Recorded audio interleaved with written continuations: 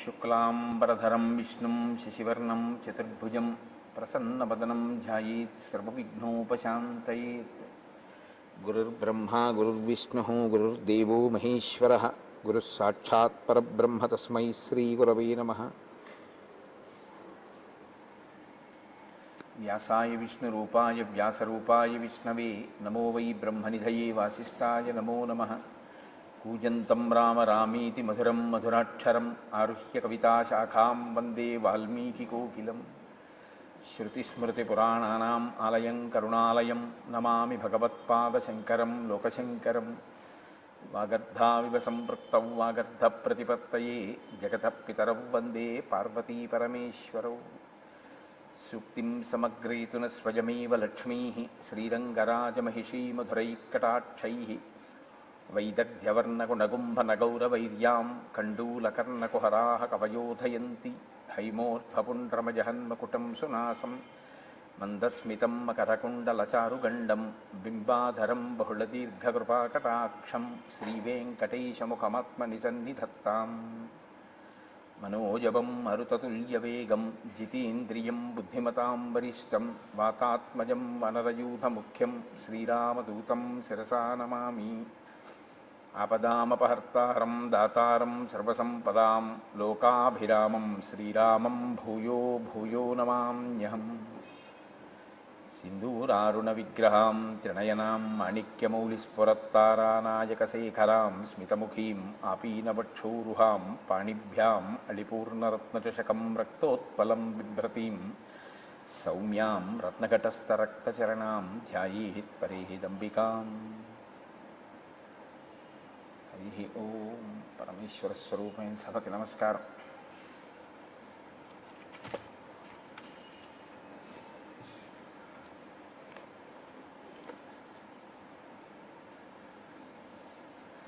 నిన్నటి రోజు కార్యక్రమం పూర్తి చేసే సమయానికి శూర్పణఖ రామచంద్రమూర్తిని దర్శించినటువంటి ఘట్టం దగ్గర మనం ఆప్ చేసి ఉన్నాం. ప్రాతకాలంలో అంత హేమంత ఋతువులో కూడా వాతావరణం ప్రతికూలంగా ఉన్నప్పటికీ సాధారణంగా లోకమంతా కూడా ఆ సమయంలో విశ్రాంతి తీసుకుందాం, బయటికి వెళ్ళొద్దు, చలికి వణికిపోతున్నామనేటటువంటి సమయంలో కూడా ఏనుగులు జలచరములు కూడా నీటి యందు ప్రవేశించడానికి భయపడేటంతటి చల్లటి వాతావరణంలో కూడా ధార్మిక నిష్ఠ అంటే ధార్మిక నిష్ఠే. ఏది ఏ సమయంలో చెయ్యాలో ఆ సమయంలో చెయ్యడంలో రామచంద్రమూర్తి సిద్ధాస్తుడు కనుక ఆయన సూర్యోదయానికి పూర్వమే బ్రాహ్మీ ముహూర్తంలో స్నానం చేసి సంధ్యావందనాది కార్యక్రమాలని పూర్తి చేసుకుని, నిత్యాగ్నిహోత్రీకుడు కనుక అగ్నిహోత్రాన్ని పూర్తి చేసుకుని అక్కడ ఉండేటటువంటి మునులతో సద్విషయముల మీద చర్చ చేస్తున్నటువంటి సమయంలో వచ్చినటువంటి శూర్పణఖ అద్వితీయమైన సౌందర్యం కలిగినటువంటి రామచంద్రమూర్తిని దర్శనం చేసింది. లోకంలో రెండు రకాలైనటువంటి పోకడలు ఉంటాయి. ఒకటి, ఒక చోట సౌందర్యం ఉంటే, ఒక చోట అందం ఉంటే దాన్ని అభినందించగలగడం, ఆ అందంలో ఈశ్వరుని యొక్క విభూతిని చూడగలగడం ఒక లక్షణం. అది ఉత్తమ లక్షణం. మమ తేజోంశ సంభవం అంటాడు గీతాచార్యుడు. ఎక్కడైనా మీకు ఒక ఉత్కృష్టమైన విభూతి కనపడింది అంటే అది ఈశ్వర సంబంధమైనటువంటి విభూతి. దాన్ని చూసి హర్షించగలగడం సత్పురుషుని యొక్క లక్షణం. ఏదైనా తన కంటికి ఆకర్షణీయంగా కనపడితే అది తనది కావాలి, తాను పొందాలి అని కోరుకునేటటువంటి లక్షణం రాక్షస లక్షణం. తాను నిర్ణయం చేసుకోవడమే, ఇది నాకు నచ్చింది కాబట్టి నేను దీన్ని పొందుతాను. అవతల వస్తువు కూడా, అవతల వ్యక్తి కూడా తన పట్ల అలాగే ఆకర్షితుడయ్యాడా లేదా, తన పట్ల అటువంటి భావనతోనే ఉన్నాడా లేదా అన్న దాంతో సంబంధం ఏమి ఉండదు. శూర్పణఖ రామాయణం అప్పుడు ఎప్పుడో జరిగేది ఎందుకు అనుకోవడం అండి? ఇప్పటికీ చూడటం లేదు మనం. తన కంటికి నచ్చితే తాను అనుభవించాలని కోరుకోవడమే రాక్షసత్వం, అంతే. అలాంటి వాళ్ళు మీకు ఇప్పటికీ కనపట్టలేదా? తెల్లవారు లేస్తే పేపర్ల నిండా అవే, టీవీల్లో న్యూస్ నిండా అవే. కాబట్టి సింహోరస్కం మహాబాహుం పద్మపత్ర నిభేక్షణం ఆజానుబాహుదీప్తాస్యం అతీవ ప్రియదర్శనం గజ విక్రాంత గమనం జటామండలధారిణం సుకుమారం మహాసత్వం పార్థివవ్యం జనాన్వితం రామమిందీవరశ్యామం కందర్ప సదృశ ప్రభం బభూవేంద్రోపమం దృష్ట్వా రాక్షసీ కామమోహిత. రాక్షసి అయినటువంటి శూర్పణక కామమోహిత అయింది రామచంద్రమూర్తి ఎందు. వాల్మీకి మహర్షి అంటారు, ఆమె కామమోహిత అయింది అన్న విషయం రాముడు ఇంకా పసిగట్టాడా లేదా అన్న విషయాన్ని కాసేపు పక్కన పెట్టండి.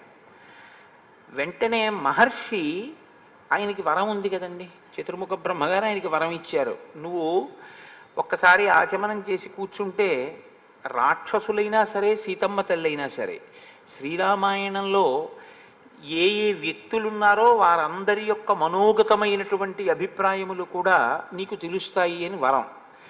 కాబట్టి అసలు అలా కామించడానికి యోగ్యమైన స్థితిలో అక్కడ ఉందా పరిస్థితి. ఆ రామచంద్రమూర్తి నా చేత బడవలసిన వాడు, లేదా రామచంద్రమూర్తి చేత నేను అనుభవింపబడాలి అనేటటువంటి కోరిక కలగడానికి యుక్తాయుక్త విచక్షణ ఏమైనా ఉందా ఆ శూర్పణఖ యందు? దాన్ని చాలా అందమైన మాటలతో మహర్షి ఆవిష్కరిస్తారు.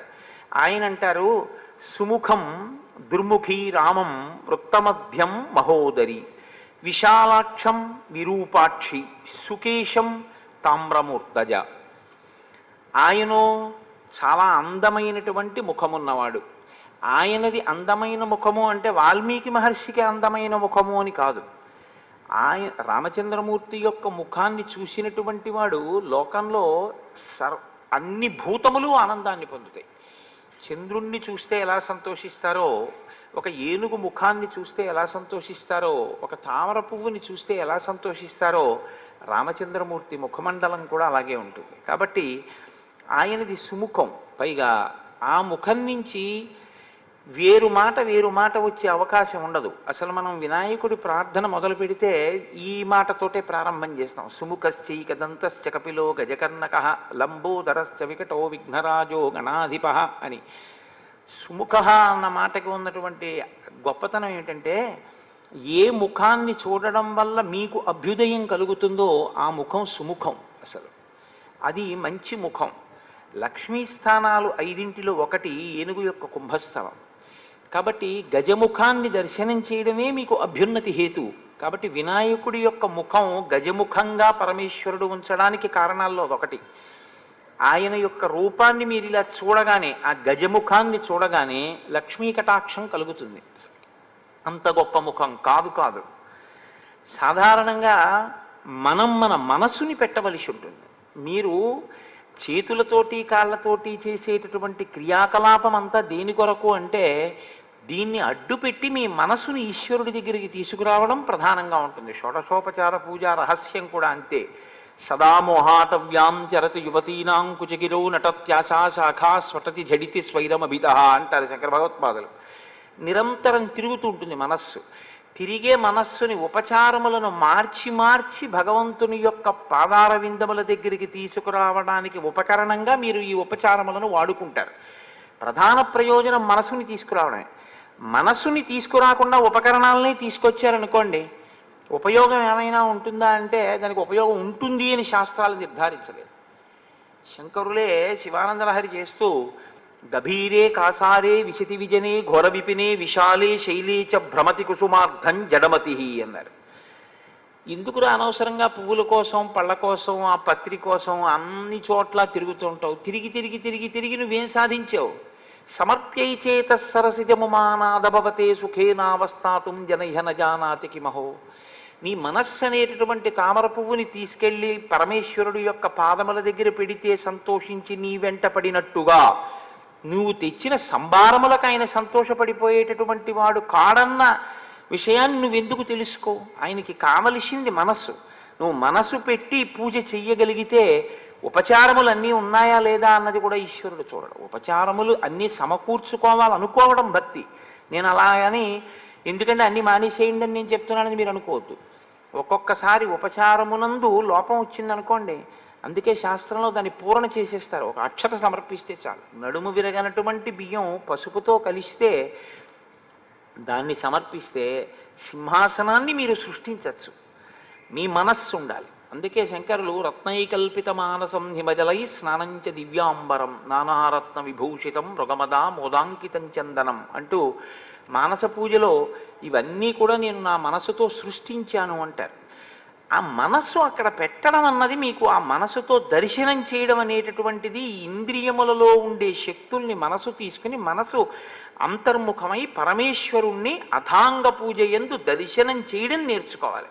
అందుకు పాదాల నుంచి తల వరకు పూజ చేయడం అనేటటువంటిది విగ్రహంలో కనపడుతుందని కాదు, ఇక్కడ కనపడాలి మీకు. కానీ వచ్చిన ఇబ్బందల్లా ఎక్కడొస్తుందంటే అదొక్కటే జరగదు, ఆ మనస్సే నిలబడదు, మిగిలినవన్నీ జరుగుతాయి. బిల్వాలు తీసుకొస్తాం, తులసి పత్రి తీసుకొస్తాం, అక్షతలు తీసుకొస్తాం, కొబ్బరికాయలు తీసుకొస్తాం, పువ్వులు తీసుకొస్తాం, అన్నీ తీసుకొస్తాం. ఉపచారమా? ఆ మంత్రానికి ఆ ఉపచారం అది యాంత్రికంగా జరిగిపోతూ ఉంటుంది. కానీ ఒక్కనాటికి మనసు మాత్రం అక్కడికి వెళ్ళి నిలబెట్టగలగడం అనేటటువంటిది కుదిరేటటువంటి విషయం అంత తేలికగా కాదు. అలా కానీ మయ్యేవ మన ఆదత్సా మయి బుద్ధిం నివేశయ అంటాడు గీతాచార్యుడు. నా యందు నీ మనసు పెట్టు అంటాడు. అలాగే పెట్టేశానండి అంటే అయిపోయింది, అంతే, జన్మ సార్థకం అయిపోయింది. అంత తేలికేంటి? నా యందు మనసు పెట్టు అంటే అంత తేలిగ్గా పట్టుకెళ్ళి ఈశ్వరుడి దగ్గర మనస్సు పెట్టేస్తే ఇంకేమండి మనందరం కృతార్థులం అయిపోయి ఉండేవాళ్ళం. అది చేత కాకే కదా ఈ అల్లరంతా వచ్చింది.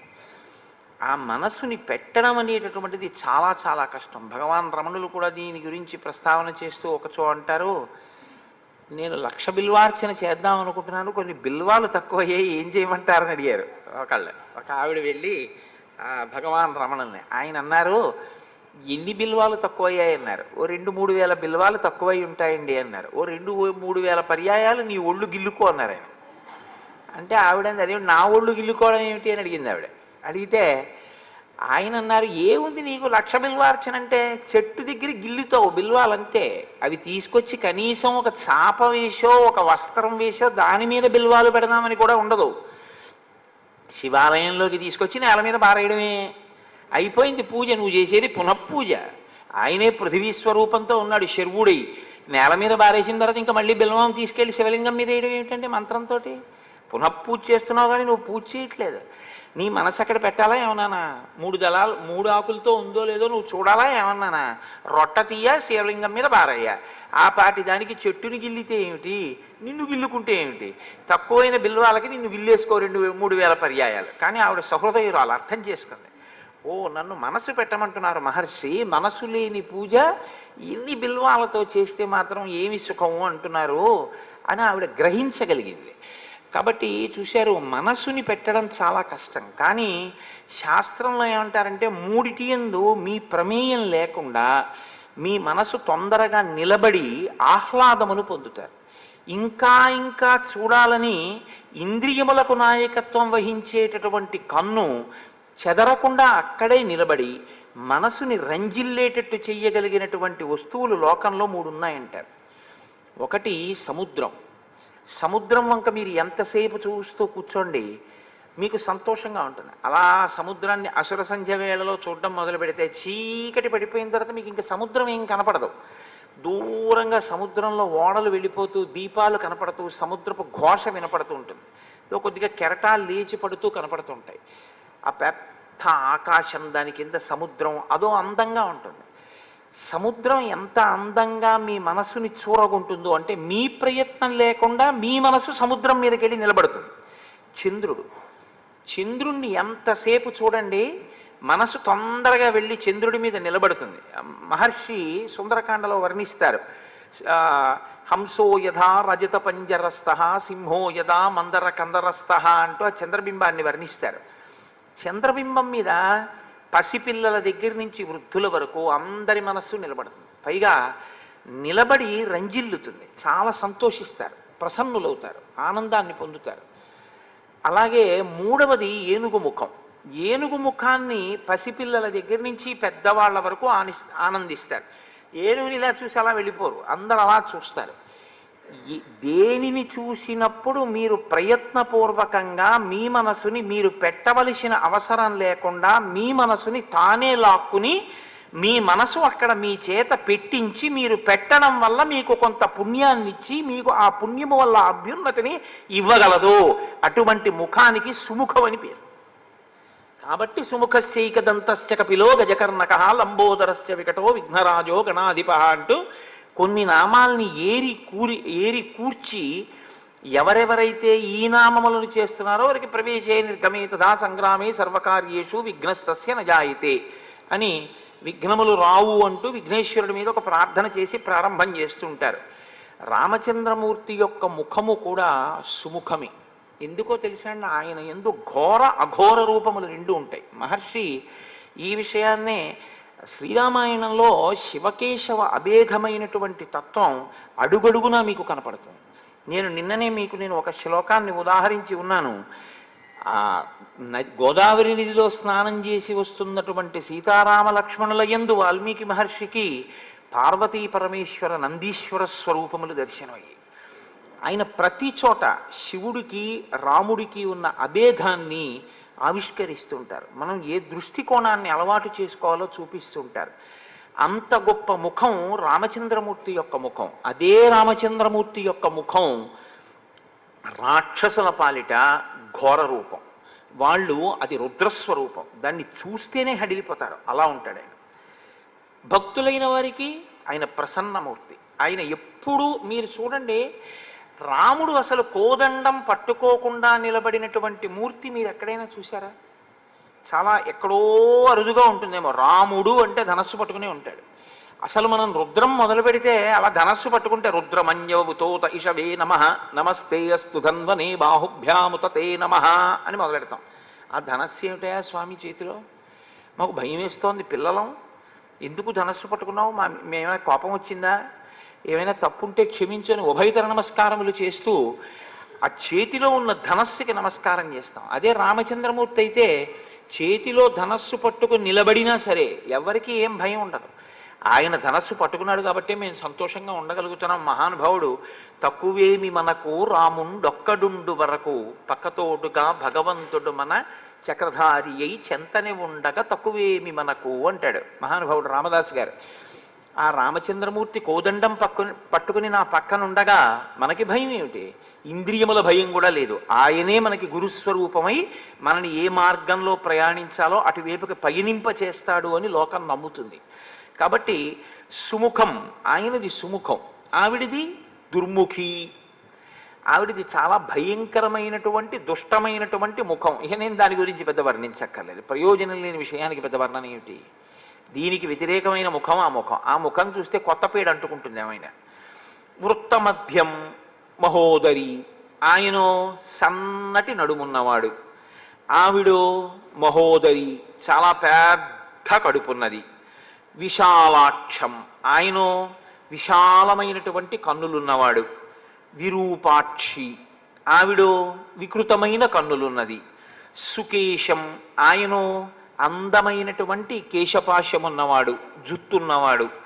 ఆవిడో తామ్రమూర్ధజ, ఎర్రటి రాగి జుత్తు ఉంటుందే, ఆ రాగి జుత్తు ఎలా ఉంటుందో అటువంటి చిమ్ముకుపోయినటువంటి జుత్తున్నది. పూతనా సంహారంలో పోతన గారు వర్ణిస్తారు. ఆ నేలబడిపోయినటువంటి పూతన యొక్క జుత్తు వర్ణిస్తూ ఆ పక్షులు దూరేటటువంటి పొదలు ఎలా ఉంటాయో అలా ఉంటుంది అంటారు. కాబట్టి అటువంటి జుత్తు కలిగినది. విశాలాక్షం అంటే విశాలమైన కన్నులున్నవాడు అంటే ఆ కన్నులు పెద్దవైతే మనకేమిటి అని అనిపించవచ్చు.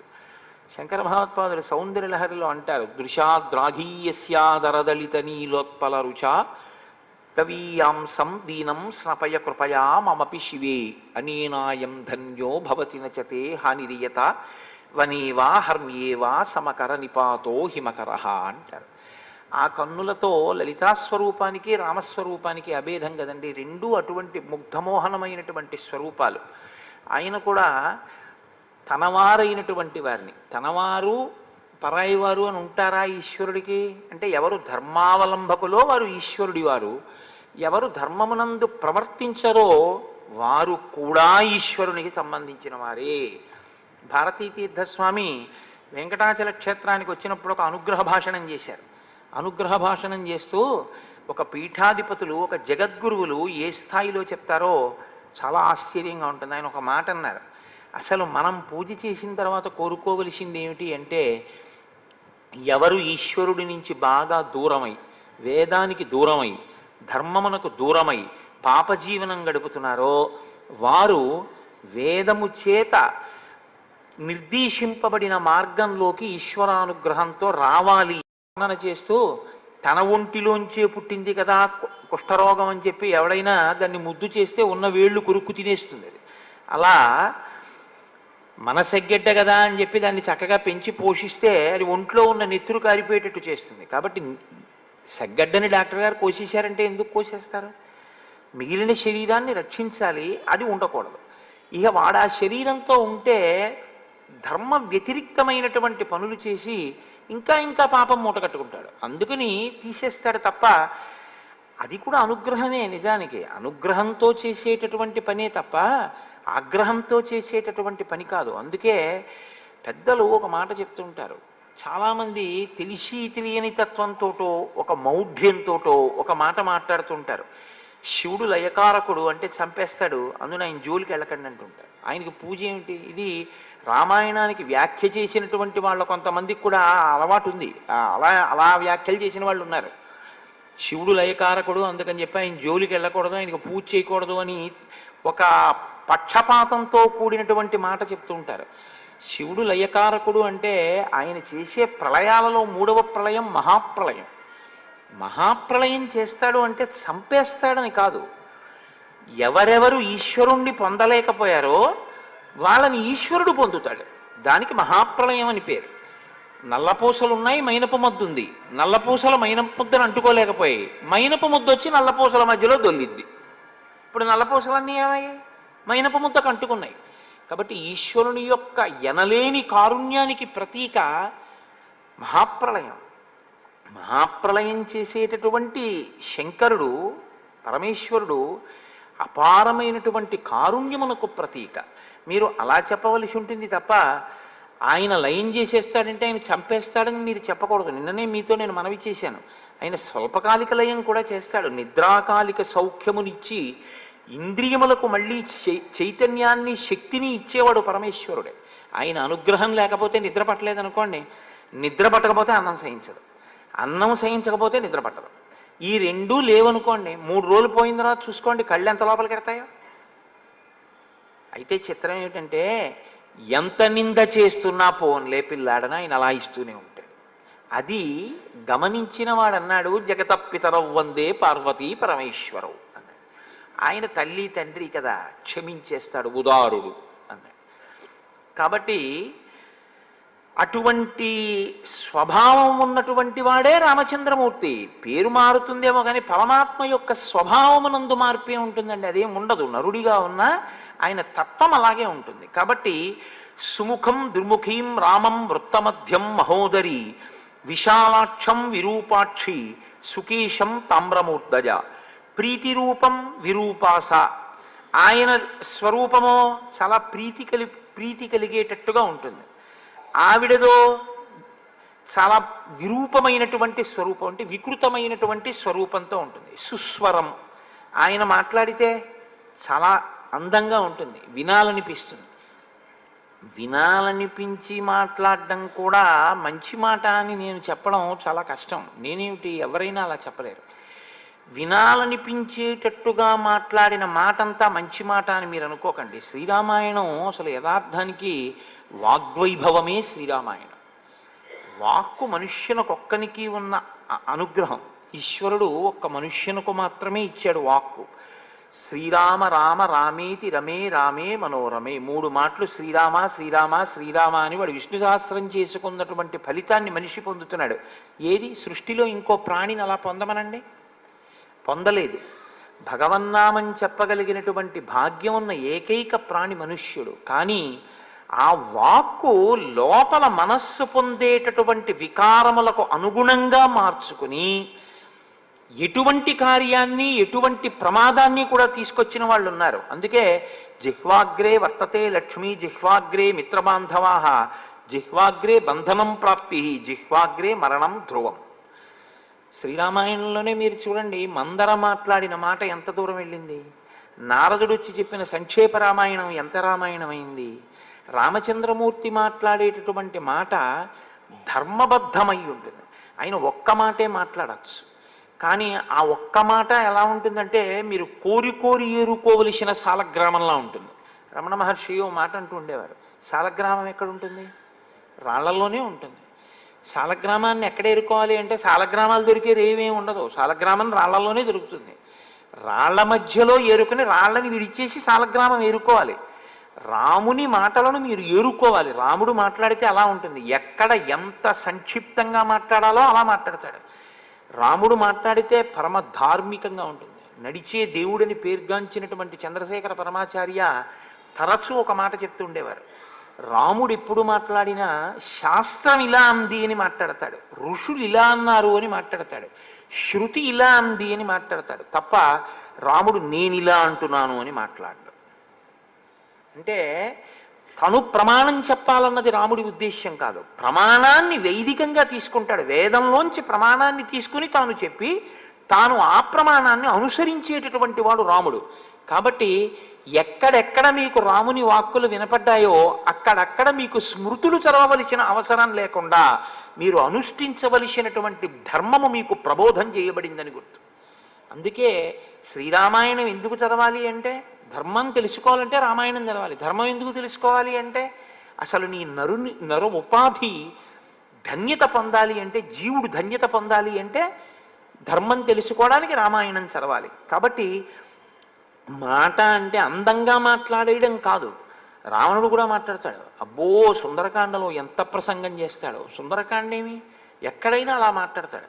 ఆయన మాట్లాడితే చాలా ప్రమాదకరంగా ఉంటుంది. మీరు చూద్దురు కానీ కొద్దిసేపట్లోనే వస్తాడు, మారీచుడితో మాట్లాడతాడు.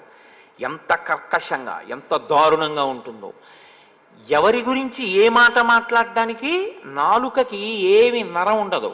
అంటే మనం అసలు ఇలా మాట్లాడడమా అన్న వివేచన ఏమీ ఉండదు. తనకి ఎలా చిత్తం వస్తే అలా మాట్లాడేస్తాడు. రాముడు అలా కాదు, బాగా ఆలోచించకుండా మాట్లాడు. ఒక్క మాట మాట్లాడాడంటే కట్టుబడిపోవడమే. ఇంకా మాట అంటే తనని తాను కట్టుకోవడం. తనని తాను కట్టుకోవడం రాముడికి వచ్చు.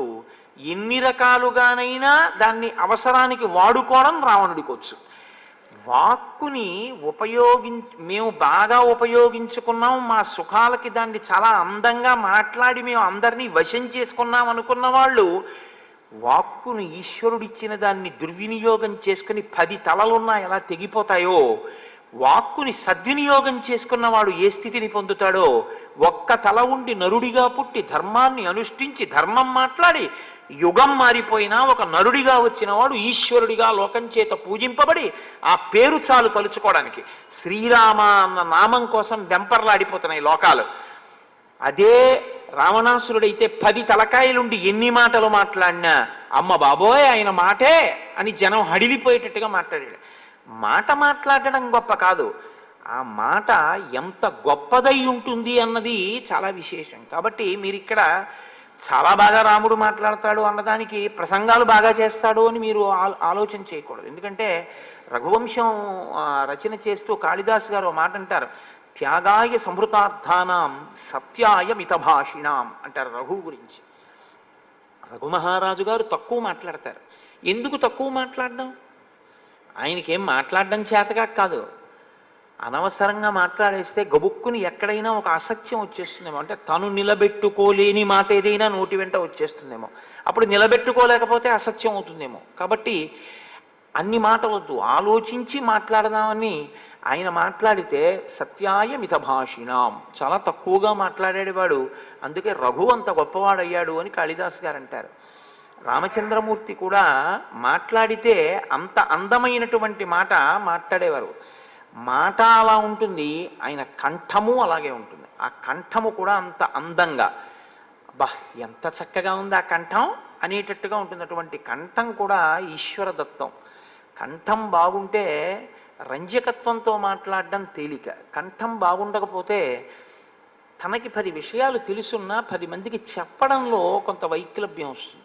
నాకు ఒక మహాపురుషుడు తెలుసు, అటువంటి వారిని ఎంత మాత్రం తక్కువ చేయడం నా లక్ష్యం కాదు. నాకు ఆయన పేరు చెప్పడం కూడా ఈ పరిస్థితిలో ఇష్టం లేదు. చాలా గొప్ప సంస్కృతాంధ్రముల యందు మహాపండితుడు, మహానుభావుడు. కానీ వారికి విపరీతమైన నత్తి ఉండేది. అస్సలు ఒక వాక్యాన్ని నిర్మించి పలకడం చాలా కష్టం. దగ్గరగా 80 సంవత్సరాల పైచిలకు జీవించి వారు రాజమండ్రిలో శరీరాన్ని విడిచిపెట్టారు. మహాపండితుడు, అందులో ఇంకా నిస్సందేహం, అంతటి పరమభక్తుడు. ఈ ప్రాంతం విజయవాడలోనూ అక్కడ చాలా కాలం ఉండి తన కవితా సుగంధము చేత, తన భక్తి చేత శ్రీరామాయణ కల్పవృక్షమే ఇచ్చినటువంటి విశ్వనాథ సత్యనారాయణ గారికి గొప్ప అంత్యవాసిగా ఉండేవారు వారు. అటువంటి వ్యక్తి బాగా నత్తి ఉండడం వల్ల అస్సలు పాపం మాట్లాడలేకపోయేవారు. కానీ ఆయన దగ్గర మీరు కూర్చుంటే అసలు ఆయన మాట్లాడేటటువంటి మాటలు అవి మాటలు కావు. ఏదో వివిక్త శృతి సాగర అన్నట్టు ఆ శృతి అనబడేటటువంటి సముద్రంలోంచి వజ్రాలు పైకి తీసి మీ చేతిలో పెడితే ఎలా ఉంటుందో ఆయన మాటలు అలా ఉండేవి. అంత గొప్ప దార్శనికుడు. కానీ స్వరమునకు, స్వరం అంటే ఆ కంఠస్వరము అని మీరు అనుకోకపోతే నత్తి మాటకు ప్రతిబంధకంగా వచ్చింది. కాబట్టి ఆ స్వరం అన్నది కూడా చాలా అవసరం. సుస్వరం. రాముడికి అటువంటి ఇబ్బందులు ఉన్నవాడు కాడు, చాలా చక్కని కంఠస్వరం ఉన్నవాడు ఆయన. ఆ స్వరం అలా తెలుసున్నవాడు వేదమంత్రాన్ని కూడా బాగా చెప్పగలడు, దేవతల యొక్క అనుగ్రహాన్ని బాగా పొందగలడు. ఎందుకంటే వేదము స్వరప్రధానమైనటువంటిది. ఉదాత్త అనుదాత్త ఆ స్వరితము అనబడేటటువంటి ఆ స్థాయి భేదాన్ని వేదమంత్రంలో ఎవరు సుస్వరంతో పాటిస్తారో వాళ్ళకి దేవతలు కూడా వశులవుతారు అని చెప్తున్నారు. లేకపోతే వేదమంత్రాన్ని ఏదో ఆ రేడియోలో సంగీతం నేర్చుకున్నట్టును పుస్తకం కొనుక్కుని వేదం నేర్చుకోవడానికి ఏమి ఉండదు, గురుముఖంగా నేర్చుకోవలసి ఉంటుంది వేదాన్ని. కాబట్టి ఆమెయో భైరవ స్వర, గాడి ధరిస్తే ఎలా ఉంటుందో అటువంటి స్వరం ఉన్నది ఆవిడే. ఆవిడ అంటే నా ఉద్దేశంలో శూర్పణఖ. తరుణం దారుణా వృద్ధ, ఆయనో యవ్వనంలో ఉన్నవాడు రామచంద్రమూర్తి, ఆవిడో పరమ వృద్ధురాలు. దక్షిణం, ఆయనో చాలా నేర్పరి అయినటువంటి వాడు, ఆవిడో వామభాషిణి, నోటికి ఏదొస్తే అది మాట్లాడేస్తూ ఉంటుంది. ఆ మాటలకి ఒక రుజుత్వం ఏం ఉండదు, వక్రమైనటువంటి మాటలు. తన కార్యం నెరవేర్చుకోవడానికి, తాను ఇష్టపడింది సమకూర్చుకోవడానికి ఆవిడ ఎలాగైనా మాట్లాడుతుంది. అటువంటిది న్యాయవృత్తం, ఈయనది ఎప్పుడూ న్యాయమైనటువంటి మార్గం, ధార్మికమైన మార్గం. ఆవిడదో సుదుర్వృత్త, ఆవిడది దుర్వృత్తం. అంటే ఆవిడ యొక్క నడవడికి ప్రమాణం ఏమి ఉండదు, నేను దీన్ని బట్టి ప్రవర్తించాలి అని ఆవిడేమనుకోదు. ఆవిడ మనసులో పుట్టిన కోరికని బట్టి ఆవిడ ప్రవర్తిస్తుంది. ఒక గారె తినేద్దామనుకున్న కుక్క అది నైవేద్యం పెడతారని చూడకుండా కూడా కరియబడి ఎలా ఎత్తుకుపోతుందో ఆవిడ మాట కూడా అంతే. ఎప్పటికీ ఎక్కడ తన మనసులో కోరిక తీరాలనుకుంటుందో అక్కడ అలా మాట్లాడగలదు, అలా ప్రవర్తించగలదు. ఏడవడం కూడా తన కోరిక కోసం ఏడవగలదు, నవ్వినా తన కోరిక కోసం నవ్వగలదు, లేమి అందం ఉందని చెప్పగలదు, ఉన్న అవగుణాలని గుణములుగా చెప్పగలదు. తప్ప అసలు తన మాటకి తన ప్రవర్తనకి ఒక ప్రమాణమును బట్టి ప్రవర్తించేటటువంటి రూపం ఉన్నది కాదు, అటువంటి నడవడి ఉన్నది కాదు. కాబట్టి న్యాయవృత్తం సుదుర్వృత్త. ప్రియం అప్రియ దర్శన, ఆయన దర్శనమేమో ప్రియమైనటువంటి దర్శనం, ఆవిడదేమో అప్రియమైనటువంటి దర్శనం. అంటే ఆవిడ్ని చూస్తేనే ఏదో ప్రమాదం వస్తుంది. లోకంలో కొన్నింటికి ఆ లక్షణం ఉంటుంది. అంత రజోగుణ తమోగుణ భూయిష్టమైనటువంటి స్వరూపాన్ని మీరు చూసినంత మాత్రం చేత ఏదో అమంగళం కలుగుతుంది. అందుకేగా ఇప్పటికీ లోకంలో కొన్నిటిని అశుభశకునములుగా పరిగణించడం అనేటటువంటిది వచ్చింది. ఆయన ప్రియ దర్శనం, ఆయన్ని చూడడం అనేటటువంటిదే చాలా ఆనందదాయకంగా ఉంటుంది. శరీరజ సమావిష్ట రాక్షసీ వాక్యమబ్రవీత్. అటువంటి శూర్పణఖ రామచంద్రమూర్తిని చూసి మన్మధుని చేత ఆవేశింపబడింది. అంటే ఆమెకి కామము కలిగినది. ఇక్కడ మహర్షి ఒక చాలా గొప్ప మాట చెప్తున్నారు.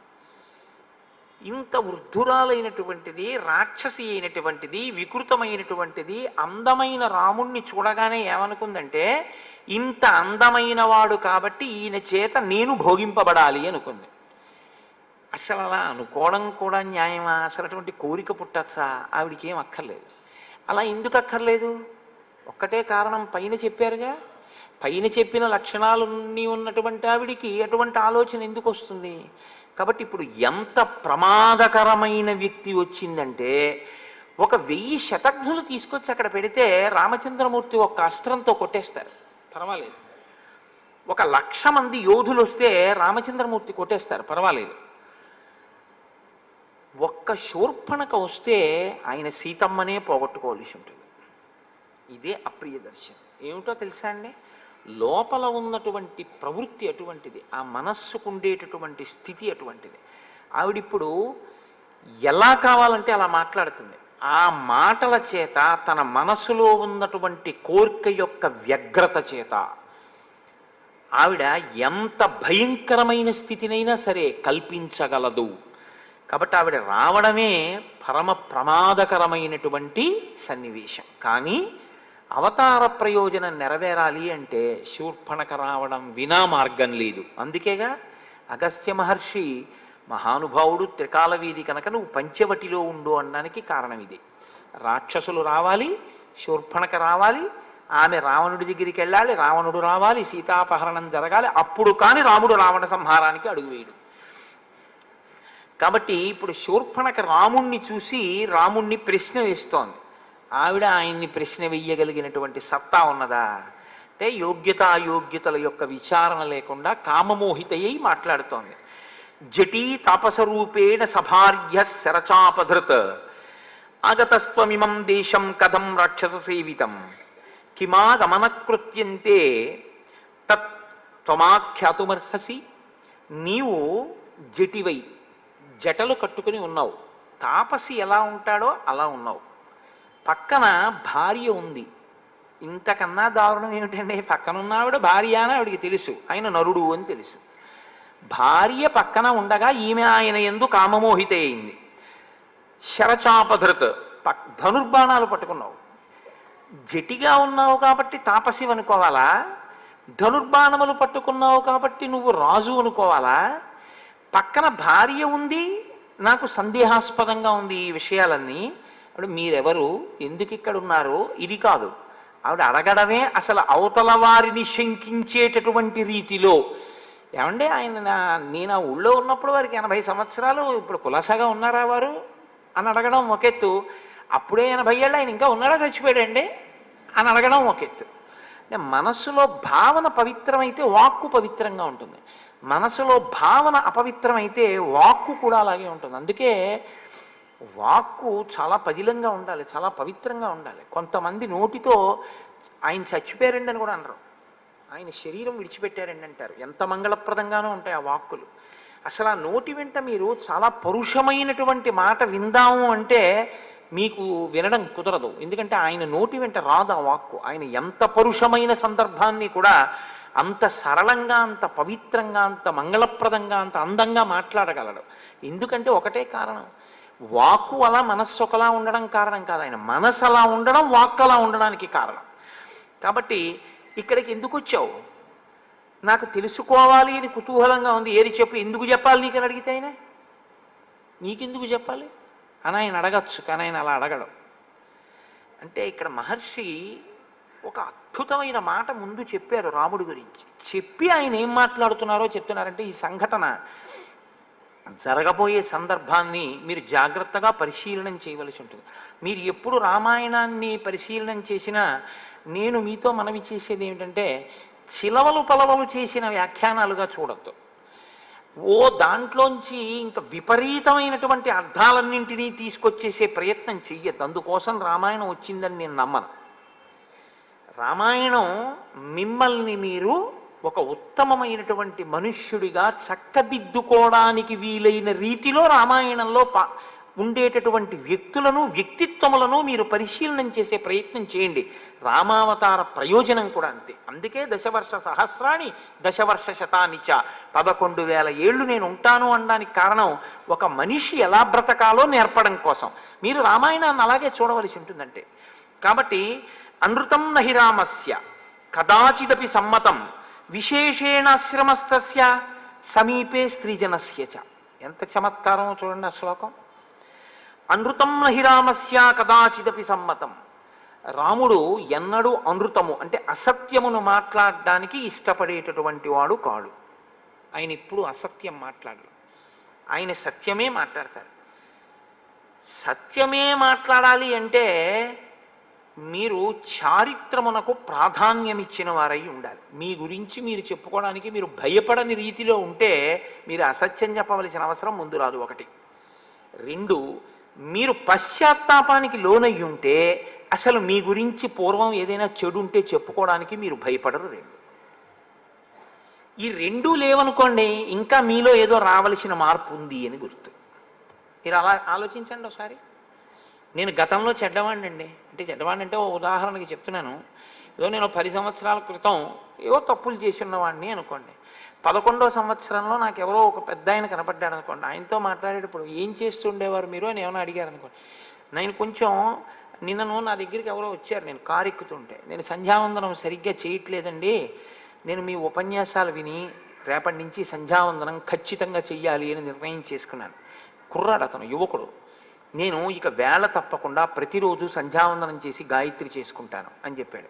నేనన్నా నాకు ఇంతకన్నా ప్రీతికరమైన విషయం ఇంకోటి లేదు, చాలా సంతోషం. అతను మార్పు తెచ్చుకోవాలని ప్రయత్నం చేశాడు. మీరు అంతే చూడండి, అంతే. మీరు ఒకటి ఆలోచించండి, అసలు లోకంలో పాపము చెయ్యడం అనేటటువంటిది లేకపోతే ఈశ్వరుడు గురువు అక్కర్లేదు. మీరు ఒకసారి ఆలోచించండి జాగ్రత్తగా. తప్పు చెయ్యకుండా ప్రతివాడు ఉంటే గురువుగారు ఈశ్వరుడు అక్కర్లేదు. అది చేసే అలవాటు ఉంది కాబట్టే ఇంద్రియాల్ని మనసుని లొంగ తీసుకోలేకపోయాడు కాబట్టే గురువుగారు ఈశ్వరుడు కావలసి వచ్చారు. కాబట్టి గురువు ఆ కోణంలో కూర్చోవాలి. ఎప్పుడు కూర్చున్నారు చిచి చిచి చిచి చిచి నీలాంటి వాడు నా దగ్గరికి వస్తే ఎలాగ అనకూడదు, నువ్వు మార్చుకో అని చెప్పాలి. ఈశ్వరుడు ఎవరి కోసం అండి? పడిపోయిన వాడిని పైకెత్తడానికే ముందుంటాడు. కానీ ఒక్కటి, మీరు పశ్చాత్తాపడితే, మీరు అరేరే నేను చేసినది తప్పే, నేను ఇలా ఎందుకు చేసి ఉన్నాను, నేను ఇలా చేయకూడదు అనుకున్న క్షణంలో మీరు కింద పడతారు. నేను మొన్న మీతో చెప్పింది అదే. నేల మీద పడడం అంటే ఇంకంతకన్నా పడ్డానికి ఏం లేదు, ఇంకంతకన్నా కింద పడ్డానికి. అంత పడ్డవాణ్ణని చెప్పడానికి పడిపోతే పైకి ఎత్తుతారా వదిలేస్తారా? ఆయన వంగుతాడు. ఇప్పుడు గురువుగారు వంగి ఆయుష్మాన్ భవ శివో రక్షతు, లేవండి లేవండి అంటాడు. మిమ్మల్ని శివుడు రక్షిస్తాడు. మీ పశ్చాత్తాపానికి మీరు రక్షింపబడతారు. ఇది చెప్పడానికి గురువుగారు ఉన్నారు. గురువుగారు కూడా మీ తప్పులే చూడ్డానికి కూర్చుంటే ఆయన గురువు కాడు, మీకు బరువు. ఆయన గురువు కాలేడు. మీ తప్పులను చూసి మీరు ఇంకా అలా తప్పులతోనే ఉంటారు. మీరు ఆదరించాలంటే గురువుగారిని ఆ తప్పు పట్టకూడదు. అప్పుడు మీరు పశ్చాత్తాపం పొందితే గురువుగారు మిమ్మల్ని పైకెత్తడానికే సిద్ధంగా ఉంటారు. ఎందుకో తెలుసా అండి? మీలో వచ్చిన మార్పు గురువుగారికి సంతోషహేతు, మీలో వచ్చిన మార్పు ఈశ్వరునకు సంతోషహేతు తప్ప అది లేకపోతే మీరు ఒకటి గుర్తుపెట్టుకోండి, ఈశ్వరుడికి నమ శివాభ్యాం అశుభాపహాభ్యాం అని అనవలసినటువంటి అవసరం లేదు.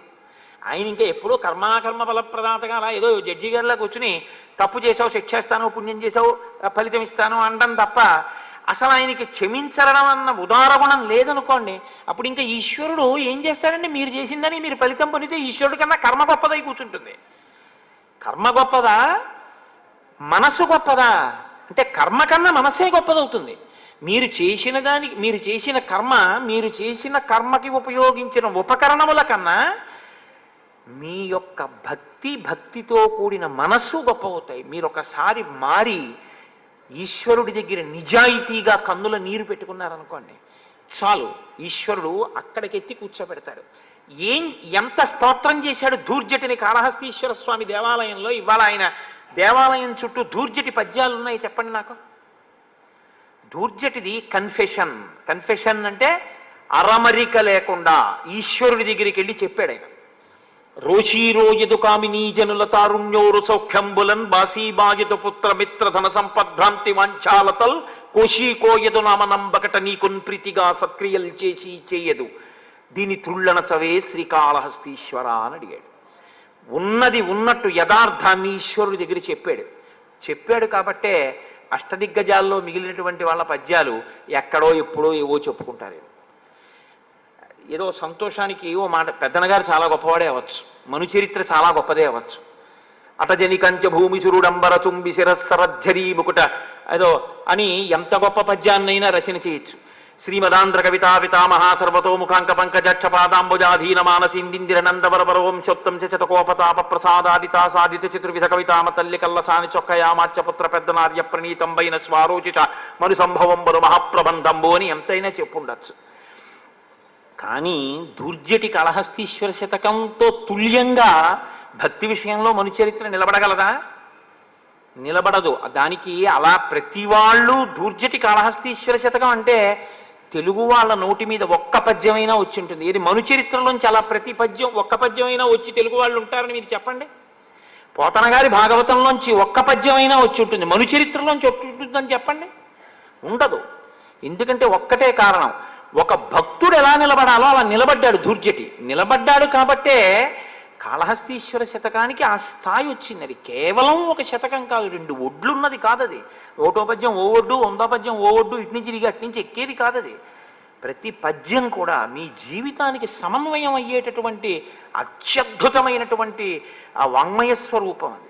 ఈశ్వరుడి దగ్గర అటువంటి స్తోత్రం చేశాడు మహానుభావుడు. కేవలం ఆయన్ని స్తుతి చేసిన వాళ్ళు చాలామంది ఉన్నారు శతకాల రూపంలో. నువ్వు ఇంద్రుడివి, నువ్వు చంద్రుడివి, నువ్వు ఉపేంద్రుడివి, ఈశ్వర అంత గొప్పవాడి, ఇంత గొప్పవాడిని ఎంతమంది రాశారు. ఈశ్వరా నా ఎంది దోషాలున్నాయి, నన్ను ఎలా ఉద్ధరిస్తావు, నేను చేసినదేం లేదు అని చెప్పినవాడు ఎవడైనా ఉంటే అంత నిజాయితీగా చెప్పుకున్నాడు. శ్రీశైలేషు భజింతునో యభవు కాంచీనాథు సేవింతునో కాశీవల్లభు కల్వబోతునో మహాకాళేషు పూజింతునో నా శీలం బణువైన మీరువణుచున్ రక్షింపవే నీ కృపా శ్రీ శృంగార విలాసహాసములచే శ్రీకాళహస్తీశ్వర అని చెప్పుకున్నాడు. అంత మాత్రం చేత నేను అలసాని పెద్దన గారిని ఎంత మాత్రమూ తక్కువ చేయట్లేదు. మహానుభావుడు. ఆయన స్థాయి ఆయనది. ఎదురైన చో కవి గండపెండేరమునకి వెతగునని తానే పాదమున తొడగ ఎదురైన చో తన మదకరీంద్రము డిగ్గి కేలూత నొసగి ఎక్కించుకొని బిరుదైన కవి గండ పెండేరమునకి వెతగునని తానే పాదమున తొడగే గోకట గ్రామాజ్యనేకాగ్రహారంబులడిగిన సీమలు అందునిచ్చే ఆంధ్ర కవితా పితామహ అల్లసాని పెద్ద నామాచ్య అని నన్ను పిలుచునట్టి కృష్ణరాయలతోడ దివికేగలేక బ్రతికియున్నాడ జీవచ్ఛవంబునగుచు అని అత్యంత కృతజ్ఞతతో మహానుభావుడు చెప్పుకున్నాడు. నేను ఆ కోణంలో ఆయన్ని విమర్శ చేయట్లేదు. అటువంటి మహానుభావుని విమర్శ చేయడానికి నేను ఎంతటి వాడిని. నేను అన్నది ఈశ్వరుడి ముందు నిలబడి మీరు ఒక భక్తుడిగా నిలబడ్డం అంటే కన్ఫెషన్. మీరు ఈశ్వరుడితో మాట్లాడేటప్పుడు మీ లోపాలని, మీ తప్పుని, మీరు దేన్ని దాటలేకపోతున్నారో, ఎందుకైనా మీ అనుగ్రహం కావాలో మీరు మనసు విప్పి సర్వేశ్వరుడితో చెప్పుకోలేకపోతే ఇంకా మిమ్మల్ని ఉద్ధరించగలిగిన వాడన్నవాడు లోకంలో ఎవరుంటారండి అసలు? పదార్థం అక్కడుంది, ఉపయోగించుకోనప్పుడు మీకు ఎలాగ ఈశ్వరుడి యొక్క అనుగ్రహం కలుగుతుంది? అమ్మ అన్నం అంటే వండగలదేమో కానీ మీరు తినకపోతే ఆకలి ఎలా తీరుతుంది? ఈశ్వరుడు ఎదురుగుండా వచ్చి నిలబడగలడేమో కానీ మీరు ఆయన్ని నా దగ్గర ఈ దోషం ఉంది ఈశ్వరా దీన్ని తీసేయని మీరు అడగకపోతే ఆయన ఎలా తీయగలడు మీకు? కాబట్టి అది మీరు గమనించవలసి ఉంటుంది.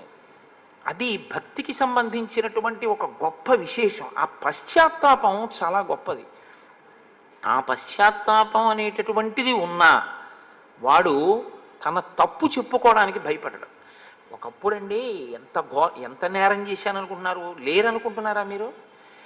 ఆధ్యాత్మిక సామ్రాజ్యంలో సామ్రాట్టులై కూర్చున్నటువంటి వాళ్ళు ఒకప్పుడు పెద్ద పెద్ద విప్లవకారులై ప్రభుత్వాల మీద తిరగబడిన వాళ్ళు ఉన్నారు. అరబిందో లేరా? అరబిందో ఒకప్పుడు చాలా కాలం కారాగారంలో మగ్గిపోయినటువంటి మనిషి. అరబిందో జీవిత చరిత్ర చదివితే మీరు ఆశ్చర్యపోతారు. అటువంటి వ్యక్తి ఎటువంటి స్థాయికి చేరుకున్నారు? ఆయన ఏం దాచుకోలేదే. అది గతం, అలా అదొక జీవితం. ద్విజహ, ఇదొక పుట్టుక. పశ్చాత్తాపం కలిగితే నీ గతంలో చెడు చెప్పడానికి భయపడవు. నీ చారిత్రం మంచిదైతే అసలు నీ గురించి చెప్పుకోవలసిన అవసరం నీకుండదు. నేను ఎంతటి వాడినంటే చెప్పుకోవడానికి అంటావు. ఈ రెండూ లేకపోతే ఇంకా నీలో రావలసిన మార్పు ఏదో ఉందని గుర్తు. రామచంద్రమూర్తి అనృతం నహి రామస్య. ఆయన ఎప్పుడూ అబద్ధం చెప్పుకోవలసిన అవసరం ఆయనకి లేదు, అసలు ఆయనకి అలవాటు లేదు. ఆయన ఎప్పుడు అబద్ధం మాట్లాడరు. కదాచిదపి సమ్మతం విశేషేణ ఆశ్రమస్తస్య. ప్రత్యేకించి ఆశ్రమముల యందు ఆయన అస్సలు అబద్ధం ఆడరు. అంటే ఏమిటండి ఆశ్రమముల యందు అబద్ధం ఆడరు అంటే? మరి ఎప్పుడైనా అంటారేమో అన్నట్టుగా ఉంది కదా దాని అర్థం అని అనుమానం రావచ్చు. విశేషేణాశ్రమస్తస్య అంటే ఆశ్రమంలో తాను ఉండి మాట్లాడుతున్నప్పుడు కించిత్ ఎక్కడైనా ఒక చిన్న అసత్యం లాంటి దాన్ని చెప్పి ధర్మాన్ని నిలబెట్టవలసినటువంటి అవసరాన్ని కూడా తన భుజాల మీదకి ఎత్తుకోడు ఆయన. ఎందుకంటే అందులో ఉన్న వాళ్ళకి ధర్మం తెలుసు, తన కొత్తగా భుజాలకు ఎత్తుకోవలసింది లేదని గ్రహించి ఉంటాడు అని గుర్తు. ఒక ఉదాహరణ చెప్పాలంటే, సుమంత్రుడు అరణ్యవాసానికి రథం మీద తీసుకెళ్ళిపోతున్నప్పుడు దశరథుడు ఆపమంటున్నాడు, నువ్వు తోలమంటున్నావు. రేపు దశరథుడు తిరిగి వచ్చిన తర్వాత రథం ఆపలేదు ఎందుకు అని అడిగితే ఏం చెప్పను అంటే, రథచక్రముల సవ్వడిలో ఆపమని నువ్వు అన్న ధ్వని నాకు వినపడలేదని చెప్పేయి అన్నాడు. మరి అబద్ధం చెప్పడం ఒకటి, అబద్ధం చెప్పించడం ఒకటి కదా. అంటే తండ్రిని సత్యమునందు నిలబెట్టాలి అంటే తాను తప్పదని చెప్పి వెళ్ళిపోవాలి. ఒక పెద్ద సత్యం కోసం ఒక చిన్న అసత్యం దోషభూయిష్టమేం కాదు. ఒక్కొక్కసారి అలా ఉంది. దేవి భాగవతంలో దీని గురించి ఒక వృత్తాంతం ఉంది. ఏదో ఒక ఆయన పోని దేవి భాగవతం ఇప్పుడు మళ్ళీ అదంతా ఆఖ్యానాల జోలికి ఎందుకు కానండి, ఓ తేలిక ఉదాహరణ చెప్పారంటే, ఓ అరుగు మీద ఓ బ్రాహ్మడు కూర్చున్నాడు అనుకోండి, ఇటు అరుగుంది ఇటు అరుగుంది, ఆవు పరిగెడుతోంది, ఆవు వెనకాతల కషాయివాడు పరిగెడుతున్నాడు. ఆవు పరిగెత్తింది, కషాయివాడిని అంత దూరంలో చూశాడు. ఆయన అరుగు దిగి అరుగుకి కూర్చున్నాడు. కషాయివాడు వచ్చి ఆవు ఇటు పరిగెత్తిందా అన్నాడు. ఏమో నేను ఈ అరుగు మీద కూర్చున్నాకేం వెళ్ళలేదే అన్నాడు. ఆ అరుగు మీద ఉండగా వెళ్ళింది కానీ ఈ అరుగు మీద ఉండగా వెళ్ళలేదుగా. మీకు తెలిసి ఆపాటి అబద్ధంతోనైనా మీరు ఒక ప్రాణిని రక్షించగలిగితే అప్పుడు మీది అబద్ధం కిందకి రాదు, అది ధర్మాన్ని రక్షించడం కిందే వస్తుంది. అలా మీరు అన్వయం చేసేసుకున్న అబద్ధాలు మాత్రం ఆడకూడదు. అది నిజంగా అంత ధార్మికమై ఉండాలి. ఒక పెద్ద ధర్మాన్ని నిలబెట్టడానికి ఒక చిన్న అబద్ధం ఆడడం ధర్మాన్ని రక్షించడమే అవుతుంది తప్ప అధర్మం కిందకి రాదు. కానీ అలా చిన్న చిన్న అబద్ధం ఏదైనా చెప్పి ధర్మాన్ని రక్షించవలసినటువంటి బాధ్యతని కూడా నెత్తికెత్తుకోడు ఆశ్రమంలో ఉంటే. ఎందుకంటే అక్కడ నాకు అవసరం లేదు, అక్కడ ఉండే వాళ్ళందరూ ధర్మావలంబకులే, నాకెందుకు ఆ మాట. కాబట్టి విశేషేణ ఆశ్రమస్తస్య సమీపే స్త్రీజనస్య చ. ఇది పురుషుడి యందు ఒక బలహీనత. ఆడది కనబడితే ఉన్నదో లేదో, అబద్ధమో నిజమో, ఏదో ఓ మాట మాట్లాడేసి అవతల వాళ్ళు అబ్బాయి ఈయనంత గొప్పవాడా అనుకోవాలనుకుని ఓ మాట మాట్లాడేస్తే వాళ్ళంత వెర్రి వాళ్ళు నమ్మేస్తారని అనుకుంటూ ఉంటారు. రాముడు అటువంటి వాడు కాదుట. సమీపే స్త్రీజనస్య చ. ప్రత్యేకించి పక్కన ఆడవాళ్ళున్నప్పుడే ఆయన అబద్ధాలు ఆడడానికి లేకపోతే ఇతర రకమైనటువంటి ప్రవర్తనకి ఆయన అసలు ఇష్టపడకుండా తనను తాను బాగా కుదురుపరుచుకొని ఉంటాట. ఎందుకు ఈ శ్లోకం ఇక్కడ? ఇప్పుడు అకస్మాత్తుగా రామశీలావిష్కారం కోసం నువ్వెవరు తెలుసుకోవాలనుందని శూర్పణ కంటే రాముడు ఏమన్నాడో చెప్పాలా, వాల్మీకి రాముడు ఎలాంటి వాడో చెప్పాలా? అంటే ఎదర మీరు చూడబోయేటటువంటి సంఘటనని, రాముడు మాట్లాడబోయే మాటల్ని మీరు ఈ కళ్ళద్దాలు పెట్టుకుని చూడవలసి ఉంటుంది జాగ్రత్తగా. తప్ప మీరు న్యాయమూర్తిగా కూర్చుని మీకు ఎలా తోస్తే అలా తీర్పులు చెప్పద్దు. ఈ శ్లోకాన్ని దృష్టిలో పెట్టుకుని జరగబోయే సంఘటన, రాముడు మాట్లాడే మాట, శూర్పణకతో మాట్లాడే మాటల్ని జాగ్రత్తగా గమనించి ఆయన ఎందుకు మాట్లాడతాడో అలా. ఏదో ఆడది కనపడిందా అని వెర్రెక్కిపోయి ఉన్న పద్ధం లేని పద్ధం మాట్లాడేసేసి హాస్య ప్రసంగాలు చేసేసి అక్కడి నుంచి సంతోషం పొందేసేటటువంటి లేకి మనస్తత్వం ఉన్నవాడు కాడు సుమా. ఇప్పుడు ఆయన అన్నాడు, ఏమీ లేదమ్మా, అడుగు అక్కడ ఉన్నాడే ఆశ్రమంలో, అదిగో పాప ఆయన ఏదో కట్టెలవి విరుస్తున్నాడు, ఆయన లక్ష్మణమూర్తి, నా సోదరుడు. ఈమె విదేహ వంశంలో జన్మించింది సీత. ఇయం భార్యాచ వైదేహీ మమ సీతేతి విశ్రుత. ఈమెకి సీత అని పేరు. మేము ముగ్గురం కలిసి, నా తండ్రి దశరథ మహారాజు, మా తల్లి కైకమ్మ మమ్మల్ని వనవాస దీక్ష తీసుకోవాలి అని ఆజ్ఞాపిస్తే మేము ఈ వనవాసానికి వచ్చాం. అంతకన్నా ఇంకా రాముడు ఏం చెప్పలేదు. మా అమ్మ వరాలు అడిగింది, మా నాన్న నన్ను పంపించాడు. ఎవరు ఏ స్థాయిలో అర్థం చేసుకుంటే సరిపోతుందో, ఎవరికి ఎంతవరకు చెప్పాలో అంతవరకు చెప్తే చాలు. అంతే తప్ప అందరి దగ్గరికి వచ్చి దాని గురించి పెద్ద విశేషంగా ఇంకా అదే మోసపోసినట్టుగా ఇంకా అక్కడి నుంచి మొదలుపెట్టి ఒకనకొకప్పుడు మా నాన్నగారు నాకు యవరాజ్య పట్టాభిషేకం చేద్దాం అనుకున్నారు అని ఆ కథంతా మొదలు పెట్టక్కర్లేదు. కాబట్టి అంతే మాట్లాడి వదిలేశాడు. కానీ ఆవిడంది అహం అంటూ మొదలెడుతుంది. అహం శూర్పణఖా నామ రాక్షసీ కామరూపిణి అరణ్యం విచరామీదం ఏకా సర్వభయంకరా. నేను శూర్పణఖ అనేటటువంటి పేరు కలిగిన దానను. నేను రాక్షసిని, కామరూపిణిని. ఏ రూపం కావాలంటే ఆ రూపాన్ని నేను పొందుతాను. నేను ఈ భయంకరమైనటువంటి అరణ్యములో ఒక్కదాననే విహరించగలను. అంటే నాకంత బలపరాక్రమాలు ఉన్నాయి. నా అన్న రావణాసురుడు, విశ్రవసో బ్రహ్మ యొక్క కుమారుడు. నువ్వు వినే ఉంటావు రావణుడు గురించి. ఇదొక చాలా అతిశయంతో కూడి ఉంటారు కొంతమంది. మీరెవరండి అని అడిగారు అనుకోండి, నేను ఫలానా వారి అబ్బాయినండి, నా పేరు ఫలానా. మీరేం చేస్తుంటారని ఆయన మీ గురించి ఎక్కువ అడిగాడు అనుకోండి, అది మీకు నా గురించి తెలీదా అంటారు. నా గురించి తెలీదా అంటే మీకు తెలిసి ఉండాలి నేనంత ఖ్యాతి వహించిన వాడిని ఒక అతిశయం అన్నమాట. అంటే రావణుడి గురించి తెలీదా అంటే ఇంకా రావణుడి వల్ల నువ్వు ఎడవలేదా, వాడు చేసే పని ఇంకోళ్ళని ఏడిపించడమేగా.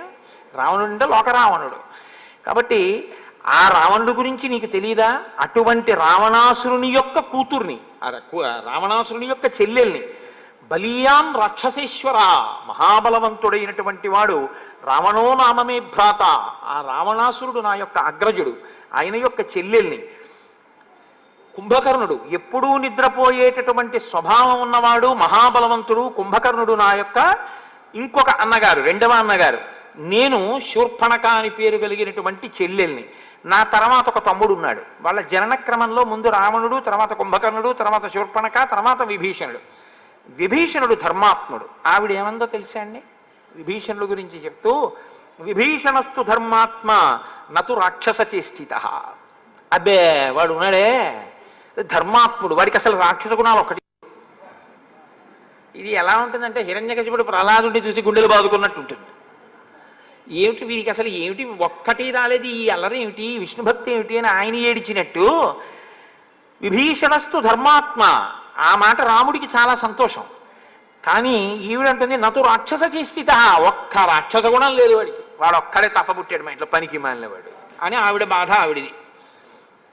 అంటే అని ఆవిడంది రామచంద్రమూర్తి వంక చూసి, నాకు అపారమైనటువంటి బలం ఉన్నదాన్ని, నేను ఈ అరణ్యంలో యథేచ్ఛగా విహరిస్తూ ఉంటాను కాబట్టి సముపేతాస్మి భావేన భర్తారం పురుషోత్తమం, నన్ను నీవు భార్యగా పొంది సుఖం అనుభవించు. ఏదో పెద్ద రామచంద్రమూర్తిని అనుగ్రహిస్తున్నట్లు మాట్లాడింది. అహం ప్రభావ సంపన్న స్వచ్ఛంద బలగామిని చిరాయ భవమే భర్త సీతాయా కింకరిష్యతి. నేను చాలా బలమున్నదాన్ని, ప్రభావమున్నదాన్ని, నన్ను భార్యగా పొందితే నువ్వు సంతోషం పొందుతావు, కానీ ఈ సీత వల్ల ఏం పొందుతావు? అసలు సీతం ఏమిటో, భార్య అంటే ఏమిటో, అనుగమించడం అంటే ఏమిటో, మనసులు కలవడం ఏమిటో ఆవిడికి ఏమైనా తెలిస్తేగా. ఆవిడ అప్పటికప్పుడు న్యాయం చెప్పేసిందంటే, అంటే ఆవిడ మనసులో ఇప్పుడు కోరిక ఉంది, ఆమె రాముడికి భార్యాస్థానంలో కూర్చోవాలనిపించింది. కాబట్టి ఇప్పుడు ఆ స్థానం ఖాళీ అయిపోవాలి. కాబట్టి ఇప్పుడు ఆవిడ ఎవరు, ఎటువంటిది, అడవికి భర్తతో ఎందుకు కలిసి వచ్చింది, నేను ఇలా అనొచ్చా అనకూడదా, ఏముండదు. ఇది ఈ పోకడ మీకు బాగా కనపడుతూ ఉంటుంది. చూడండి లోకంలో ఎంత ఇష్టం వచ్చినట్లు మాట్లాడేస్తారంటే, చాలా పరుషమైన వాక్కు ఒకటి వినపడుతుంటుంది లోకంలో. ఒక పిల్లకి పెళ్ళైపోయింది అనుకోండి, ఒక పిల్లాడికి పెళ్ళైపోయింది అనుకోండి, ఒక మాట నోటి వెంట రాకూడదు. అసలు నీ చేసుకుందాం అనుకున్నాను ఆయన్ని, అది ఆ మాట ఎందుకు ఇంక ఇప్పుడు, ఇంకా ఆ మాట అనకూడదు. లేకపోతే అసలు ఆ అమ్మాయిని నేను చేసుకుందాం అనుకున్నాను. కొంతమంది పెద్దవాళ్ళు కూడా ఆ అమ్మాయిని నా కోడల్ని చేసుకుందాం అనుకున్నాను, ఇంకెందుకు ఆ మాట, చాలా లీకి మాట, అసలు ఆ మాట రాకూడదు. ఇంకా అయిపోయిందంతే, ఊరుకోవాలి. ఆ అమ్మాయి నీ కూతురు, నీ కోడలే, ఆ అబ్బాయిని నీ కొడుకు అనుకో, అమ్మాయి నీ కోడలు కాబోడేటి ఎప్పటికీ కోడలే, నా కోడల్ని చేసుకుందాం అనుకుంటున్నాను అనేటప్పటికే మళ్ళీ అక్కడ ఒక వక్రమైనటువంటి దృష్టి ప్రసారం అయిపోయిందంతే. కొంతమంది మాటలో ఉండేటటువంటి లేఖితనం, మనసు ఎంత వెలితి మనసు అన్నది, రాక్షస మనస్తత్వం అంటే ఇంతేనండి, ఇంకేం ఉండదు. రాక్షసులు అంటే శూర్పణఖ అంటే ఏదో పెద్ద హడావిడి అనుకోకండి, మీలోకి శూర్పణఖ రాకుండా చూసుకోండి. మీలోకి అంటే నువ్వంత పెరిగిపోయావా అని అనుకోకండి. మీలో అన్న మాట ఎందుకంటున్నానంటే, మీరు తొలగించుకోగలిగినటువంటి స్థితిలో ఉన్నటువంటి ఉదాత్తులు నేను అంత తేలిగ్గా పోగొట్టుకోగలిగినంత సాధనలో ఉన్నవాడిని కాను, కాబట్టి మీతో పోల్చుకోవడానికి ఇష్టం లేక నన్ను మీతో కలుపుకోలేదంతే. ఆ విషయంలో మీకన్నా నేను తక్కువ అని తెలుసుమండి. కాబట్టి వికృతాచ విరూపాచ నచేయం సదృశీతవ అహమేవానురూపాతే భార్యా రూపేణ పశ్యమాం. వికృతాచ విరూపాచ, ఈ సీతమ్మ చాలా వికృతంగా ఉంది, విరూపంగా ఉంది. ఇదే సీతమ్మ గురించి రావణుడి దగ్గర చెప్తుంది. ఎంత గొప్పగా చెప్తుందో తెలుసా అండి. అసలు ఆ సీతమ్మ అందం ఏమిటంటే, అప్పుడు అందం ఎందుకు కనపడింది అంటే, అప్పుడు కక్ష ఏమిటంటే, ఆ సీతమ్మని రావణుడు ఎత్తుకొచ్చేయాలి, ఆవిడ ఏడవాలి, అందుకు సీతమ్మ అందం చెప్పింది. ఇక్కడ సీతమ్మ అందంగా మరి కనపడకపోవడం ఏంటి అంటే, ఇప్పుడు ఈవిడ మాటలు వినేసి రాముడు అకస్మాత్తుగా చిచ్చి నిజమే ఈవిడేంటి బాగులేదు అని అనేసుకోవాలి, అనేసుకుని వదిలేయాలి, వదిలేసి శూర్పణఖం చేపట్టేయాలి. తను ఎంత లీకి మనసో రాముడంత లీకి మనసో అనుకోవడం. కొంతమంది మనం చేసే ప్రచారం కూడా అలాగే ఉంది ఇవాళ. మన అదేంటి ప్రసార సాధనాలు కానివ్వండి, మన సినిమాలు కానివ్వండి, మన సాహిత్యం కానివ్వండి, అంతే లవ్ ఎట్ ఫస్ట్ సైట్ ఇట. ఏమిటి దాని అర్థం ఏమిటో నాకు ఎప్పటికీ అవగతం కాదు. అసలు ఏమి యుక్తాయుక్త విచక్షణ ఏమి, వాడెవరో ఏమిటో ఆవిడికి ఏం తెలియదు, ఆవిడెవరో ఏమిటో వాడికి ఏం తెలియదు. వాళ్ళ శుభలేఖ కూడా అలాగే ఉంటుంది. I solicit your gracious presence. ఎందుకంటే తల్లి లేదు, తండ్రి లేడు, బంధువులు లేరు, అన్నదమ్ములు లేరు, వాడు అనాథ, ఆవిడ అనాథ, ఇద్దరు అనాథలు పెళ్లి చేసుకుంటున్నారు అని శుభలేఖ వాళ్ళ పేరు మీదే ఉంటుంది. అంత దరిద్రమైన సంస్కృతికి ఇవాళ మనం దిగజారిపోయాం. కాబట్టి వికృతాచ విరూపాచ నేయం సదృశీతవా అలంకృత శిశికళాభ్యాం నిజతప ఫలాభ్యాం. ఒండరులు తపస్సుకు ఫలమై ఉన్నారు. తగునీ చక్రి విదర్భరాజసతకున్ తథ్యంబు వైదర్భయం తగునీ చక్రికి ఇంత మంచి తగునే దాంపత్యమీ ఇద్దరిం తగులంగట్టిన బ్రహ్మ నిర్పరి కదా. కాబట్టి ఒండరులు తగి ఉన్నారు అన్నమాట మనం అనాలి. ఆవిడంటోంది నీకు ఈవిడ తగినది కాదు, మీ ఇద్దరికీ బావులేదు, ఆ దాంపత్యం చూడ్డానికి అందంగా లేదు ఈ సీత. కాబట్టి అహమేవానురూపాతే, నేనైతే నీ పక్కన బాగుంటాను. భార్య రూపేణ పశ్యమాం, కాబట్టి నీవు నన్ను భార్యగా స్వీకరిస్తే చాలా అందంగా ఉంటుంది. ఇమాం విరూపమసతీం కరాళాం నిర్ణతోదరీం అనేనతే సహభ్రాత్ర భక్షయిష్యామి మనుషీం. ఈవిడికి అసలు సీతమ్మ గురించి ఏం తెలిసిన ఇన్ని సర్టిఫికెట్లు ఇచ్చేసిందో మనకు అవగతం కాదు. ఇది శూర్పణఖయందే అనుకోకండి. ఏమిటో తెలుసున్నట్టు ప్రతి వాడి గురించి అదే పనిగా అసలు ఎవరినైనా మీరు పరిచయం చేయగానే ప్రిజుడీస్ అని ఒకటి ఉంటుంది. రైల్లో ఎదురుగుండా వచ్చి ఎవరో ఒక ఆయన కూర్చుంటాడు, కూర్చోగానే పెట్టి జాగ్రత్త అంటాడు వీడు. అంటే ఎందుకు పెట్టి జాగ్రత్త అన్నారు అనుకోండి, ఆ గడ్డం అది ఆయన్ని చూస్తే అనుమానంగా ఉంది, ఆయన ఏదో రామాయణం చెప్పుకోవడానికి గడ్డం వేసుకున్నాడేమో. కాబట్టి ప్రిజుడీస్ అంటే మనస్సులో ఉండేటటువంటి పక్షపాత ధోరణి చేత నిర్ణయానికి వచ్చేయడమే. ఆయన ఎవరు ఏమిటి ఏమక్కర్లేదు, ఓ మాట అనేయడమే. ఇమాం విరూపాం అసతీం, చాలా చెడ్డది వికృతమైన రూపంతో ఉంది ఈ సీత. కరాళాం, బాబోయ్ ఎంత భయంకరంగా ఉందో. ఎవరు శూర్పణఖ భయంకరమా సీతమ్మ భయంకరమా? ఇంకా ఇంతకన్నా హాస్యమే ఉంటుందండి లోకంలో. నిర్ణతోదరీం, ఆ కడుపు చూడు లోపలికి పోయి ఎలా ఉందో. అనేనతే సహభ్రాత్ర, ఈవిడ ఆ లక్ష్మణుడు వీళ్ళిద్దరు ఏమిటి నీతోటి ఇలాగా? ఈవిడ పక్కన ఉంటే ఒప్పించి ఇప్పుడు ఆవిడ్ని దూరంగా పంపించి నన్ను భార్యాస్థానంలో కూర్చోపెట్టుకోవడం అనేటటువంటిది నీకు కొంచెం సమయం పడుతుందేమో. అంత సమయం నేను ఎదురు చూడడానికి సిద్ధంగా లేను. కాబట్టి ఏం చేస్తానంటే ఈ గొడవ వదిలిపోతే నన్ను స్వీకరిద్దాం అనుకుంటున్నాం. ఆ రాముడి చూపులు ఆవిడకి అంతే అర్థమయ్యాయి అనుకోవాలి. రాముడు ఆవిడ ఈ మాటలు చెప్పగానే అసలు ఇలా నోరు ఎళ్ళబెట్టేసి నోటి వెంట చొంగ కార్చుకుంటూ, కొంతమంది రైల్లో వెళ్ళిపోతున్నటువంటి ఆడపిల్లల దగ్గర కిటికీల దగ్గర నిలబడి చూసేటటువంటి కీచకులు ఎలా ఉంటారో అలా ఆవిడ అనేసుకుని, రాముడు నా వంక పాపం ఎంతలా చూస్తున్నాడో, నన్ను తొందరగా భారీగా పొందుదాం అనుకుంటున్నాడు, ఈవిడ్ని ఎలా వదులుచుకోవడం అనుకుంటున్నాడు, ఈవిడ్ని వదులుచుకోవడం అనేటటువంటి కష్టం పాపం రాముడికి ఎందుకు పెట్టాలి, అదేదో నేనే తేల్చేస్తే సంతోషంగా నాతో తిరుగుదాం అనుకుంటున్నాడు అని ఈవిడే చెప్పేస్తోంది అంతే తీర్పు. భక్షయిష్యామి మానుషీం, దానికంత పెద్ద నువ్వేం కంగారు పడక్కర్లేదు, నేను తినేస్తాను వీళ్ళిద్దరిని, నేను తినేస్తాను, అప్పుడు నువ్వు నాతో సంసారం చేద్దావు, ఆ తర్వాత ఈమె తినేస్తుందేమో కూడా అనుమానం. కాబట్టి తథ పర్వత శృంగాని వనాని వివిధాని చ పశ్యన్ సహ మయా కాంత దండకాన్ విచరిష్యతి. ఆ తర్వాత వీళ్ళిద్దరిని తినేయగానే మన ఇద్దరం ఏం చేయాలో తెలుసా? ఇంకా హనీమూన్కి బయలుదేరడమే. తథ పర్వత శృంగాని, పర్వత శిఖరముల మీద మన ఇద్దరం కలిసి వనాని వివిధాని చ, వివిధమైనటువంటి వనాల్లో పశ్యన్ సహ మయా కాంత, నాతో కలిసి దండకాన్ విచరిష్యతి, చక్కగా ఈ దండకారణ్యం అంతా మనం విహరిద్దాం. కాబట్టి నేను వీళ్ళిద్దరినీ తినేస్తాను. ఇప్పుడు మీరు ఈ మాటల చేత ఏమి తెలుసుకోవలసి ఉంటుందంటే, అసలు ఆవిడ ఇప్పుడు రాముడు ఏం చెప్పినా వినడానికి సిద్ధంగా లేదు. విపరీతమైనటువంటి కామోద్రేకంతో, భావన వ్యగ్రతతో ఉంది. లోకంలో ఆడదాని యొక్క మనస్సుని సముద్రంతో పోలుస్తారు, పురుషుడి యొక్క మనస్సుని పర్వతంతో పోలుస్తారు. ఎందుకంటే క్రూర మృగాలు కానివ్వండి, ఎలకలు కానివ్వండి, పాములు కానివ్వండి, ఎన్ని అందులో చేరినా స్థిరంగా ఆయన నిలబడవలసి ఉంటుంది.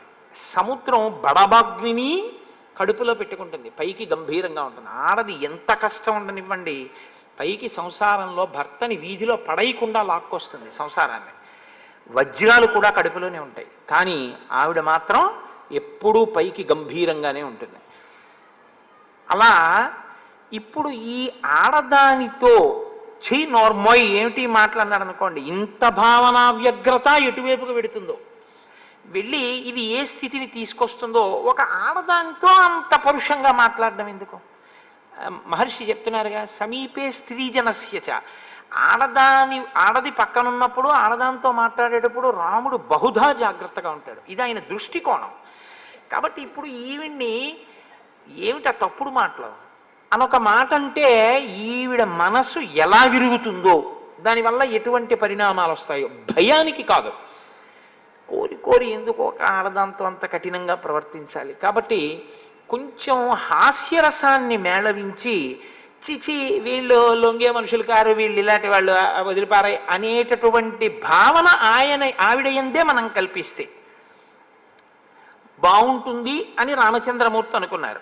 అందుకని ఆయన అన్నారు, స్వచ్ఛయా శ్లక్షణయా వాచ స్మితపూర్వమథాబ్రవీత్. ఆయన మహర్షి చెప్పేటప్పుడే చెప్తున్నారు, స్వచ్ఛయ, పరిశుద్ధమైనటువంటి వాక్కు. ఆ వాక్కులో అవతల వారిని ఖేద పెట్టాలి అన్న ఉద్దేశం లేదు. అవతల వాళ్ళతో విరసం ఎక్కువైన సరసమాడాలనేటటువంటి హృదయం ఉన్నవాడు కాడు. ఆయన హృదయం ఏమిటంటే ఆవిడ మనసు గాయపడకుండా పంపించేద్దాం. అందుకని ఇప్పుడు మృదువైన మాట, స్వచ్ఛమైనటువంటి మాట, స్మితపూర్వమథాబ్రవీత్, ఒక చిన్న చిరునవ్వుతో ఆయన మాట్లాడారు. ఆయన అన్నారు, కృతదారోస్మి భవతి భార్యేయం దయితా మమ త్వద్విధానాం తు నారీణాం సుదుఃఖ ససపత్నత. ససపత్నత అంటే పక్కన వేరొక భార్యతో పురుషుడు ఉంటే ఆడది సంతోషించదు. ఒక్క భార్య ఉంటే ఆ భార్య పొందేటటువంటి ఆనందంతో పోల్చినప్పుడు వేరొక భార్యని కూడా పురుషుడు పొందితే ఆడదానికి ఎప్పుడూ మనశ్శాంతి ఉండదు. నేను కృతదారోస్మి భవతి, నేను భార్యని కలిగి ఉన్నవాణ్ణి, ఈమె యందు మనసున్నవాణ్ణి, ఈమె యందు నేను ప్రీతి కలిగి ఉన్నవాణ్ణి. కాబట్టి ఇప్పుడు నిన్ను నేను స్వీకరిస్తే నువ్వు నా వలన పొందేటటువంటి సుఖం కన్నా దుఃఖం ఎక్కువగా ఉంటుంది. ఎందుకంటే పక్కన సపత్ని ఇంకొక భార్య ఉంటుంది, ఆ భార్య ఉండగా మనసు కొంచెం ఖేదం పొందుతుంది. సౌందర్యలహరిలో శంకరాచార్యులు వారంతటి వారు కూడా చమత్కారం చేశారు. నవరసాలు చెప్తూ, శివే శృంగారార్ధ్ర తదితర జనే కుత్సనపరా సరోషా గంగాయాం అన్నారు. గంగ పట్ల రోషంతో ఉంది అమ్మవారు, ఎందుకంటే సపత్ని అన్న భావన చేత అని. అందుకని నాకు భార్య ఉంది కాబట్టి నువ్వు అంత సంతోషాన్ని పొందవు. నా భార్యగా నువ్వు ఉండాలి అన్న కోరిక కన్నా, అదిగో అక్కడ ఉన్నాడు చూసావా లక్ష్మణస్వామి, అపూర్వీ భార్యయా చార్ధీ తరుణ ప్రియదర్శన అనురూపస్యతే భర్త రూపస్యాస్య భవిష్యతి అని ఆయన చెప్తూ ఒక మాట అన్నాడు. ఆయన అసపత్నావరారోహే మేరుం అర్క ప్రభాయధ. ఆయన్ని నువ్వు ఎలా పొందుతావంటే మేరు పర్వతాన్ని సూర్యుని యొక్క తేజస్సు, ఆయన యొక్క ప్రకాశం పొందినట్లు పొందు. అంటే సూర్యప్రకాశం వెనక్కే వచ్చేస్తుంది మేరు పర్వతం మీద పడి. ఆ లక్ష్మణుడు ఉన్నాడే భార్య లేనివాడు, ఇతపూర్వం భార్యా సుఖాన్ని పొంది ఉన్నవాడు. కాబట్టి ఆయన నిన్ను భార్యగా దగ్గరుంచుకోవడానికి ఇష్టపడడానికి బహుశः అభ్యంతరం ఉండదు. కాబట్టి అతన్ని ఆశ్రయిస్తే ఈ సపత్ని గొడవ నీకు ఉండదు, పక్కన ఇంకో భార్య ఉండడం అన్న గొడవ ఉండదు. హాయిగా నువ్వు ఒక్కతిగా ఆయనకు భార్యగా ఉంటూ సంతోషంగా కాలం గడపచ్చు. అందుకని నువ్వు ఆయన్ని ఆశ్రయిస్తే బాగుంటుంది అని. అంటే ఆవిడకి మీరు ఒకటి ఆలోచించండి, ఆవిడ మనసు ఎంత లీకిదో చూడండి. ఆయన్ని కాకపోతే ఆయన తమ్ముడిని. అంటే ఇది ఎలా ఉంటుందంటే, కాస్త ఉప్మా చేసి పడే గబగబా వెళ్ళిపోవాలన్నాడు అనుకోండి, గోధుమ రవ్వ లేదండి మీరు, అయ్యో ఇలా అనలేదు, ఇంట్లో బొంబాయి రవ్వ లేదండి, పోన్లే ఏదో ఉన్నా మైదా పిండితో అట్టుముక్క పోసేయి. అట్టుముక్క పోసేసినా పర్వాలేదు, లేకపోతే ఉప్మా చేసి పెట్టేసినా పర్వాలేదు, దానికి తప్పేం లేదు. ఏదో ఒకటి తిని ఆయన వెళ్ళిపోదాం అనుకుంటున్నాడు. రుచికి లొంగడం కాదు, కార్యం మీద వెళ్ళడం ప్రధానం. దానికి పనికొస్తుందేమో కానీ కామం తీర్చుకోవడానికి అన్నయ్య అయినా పర్వాలేదు, తమ్ముడైనా పర్వాలేదు అంటే ఇది ఎంత అసహ్యకరమైనటువంటి విషయం. ఇంకంతకన్నా దానికి వ్యాఖ్యానం అనవసరం. ఇప్పుడు ఆవిడ వెంటనే లక్ష్మణుడి దగ్గరికి వెళ్ళిపోయింది. వెళ్ళిపోతే లక్ష్మణుడు చూసి అన్నాడు, ఇలా ఇద్దరు చిచి మూర్ఖులు, వీళ్ళకి అసలు ఒక ఆడదాన్ని అంగీకరించడమే చేత కాని వాళ్ళని అది ఆవిడ వెళ్ళిపోతుంది. మనని మనసులో ఒకలాగా నింద చేసుకుని వెళ్ళిపోయినా ఆడదాన్నంతకన్నా మనం బాధ పెట్టకుండా పంపించేస్తే గొడవ వదిలిపోతుంది, మన ధర్మం చెరకుండా ఉంటుందన్నది రాముడి యొక్క హృదయం.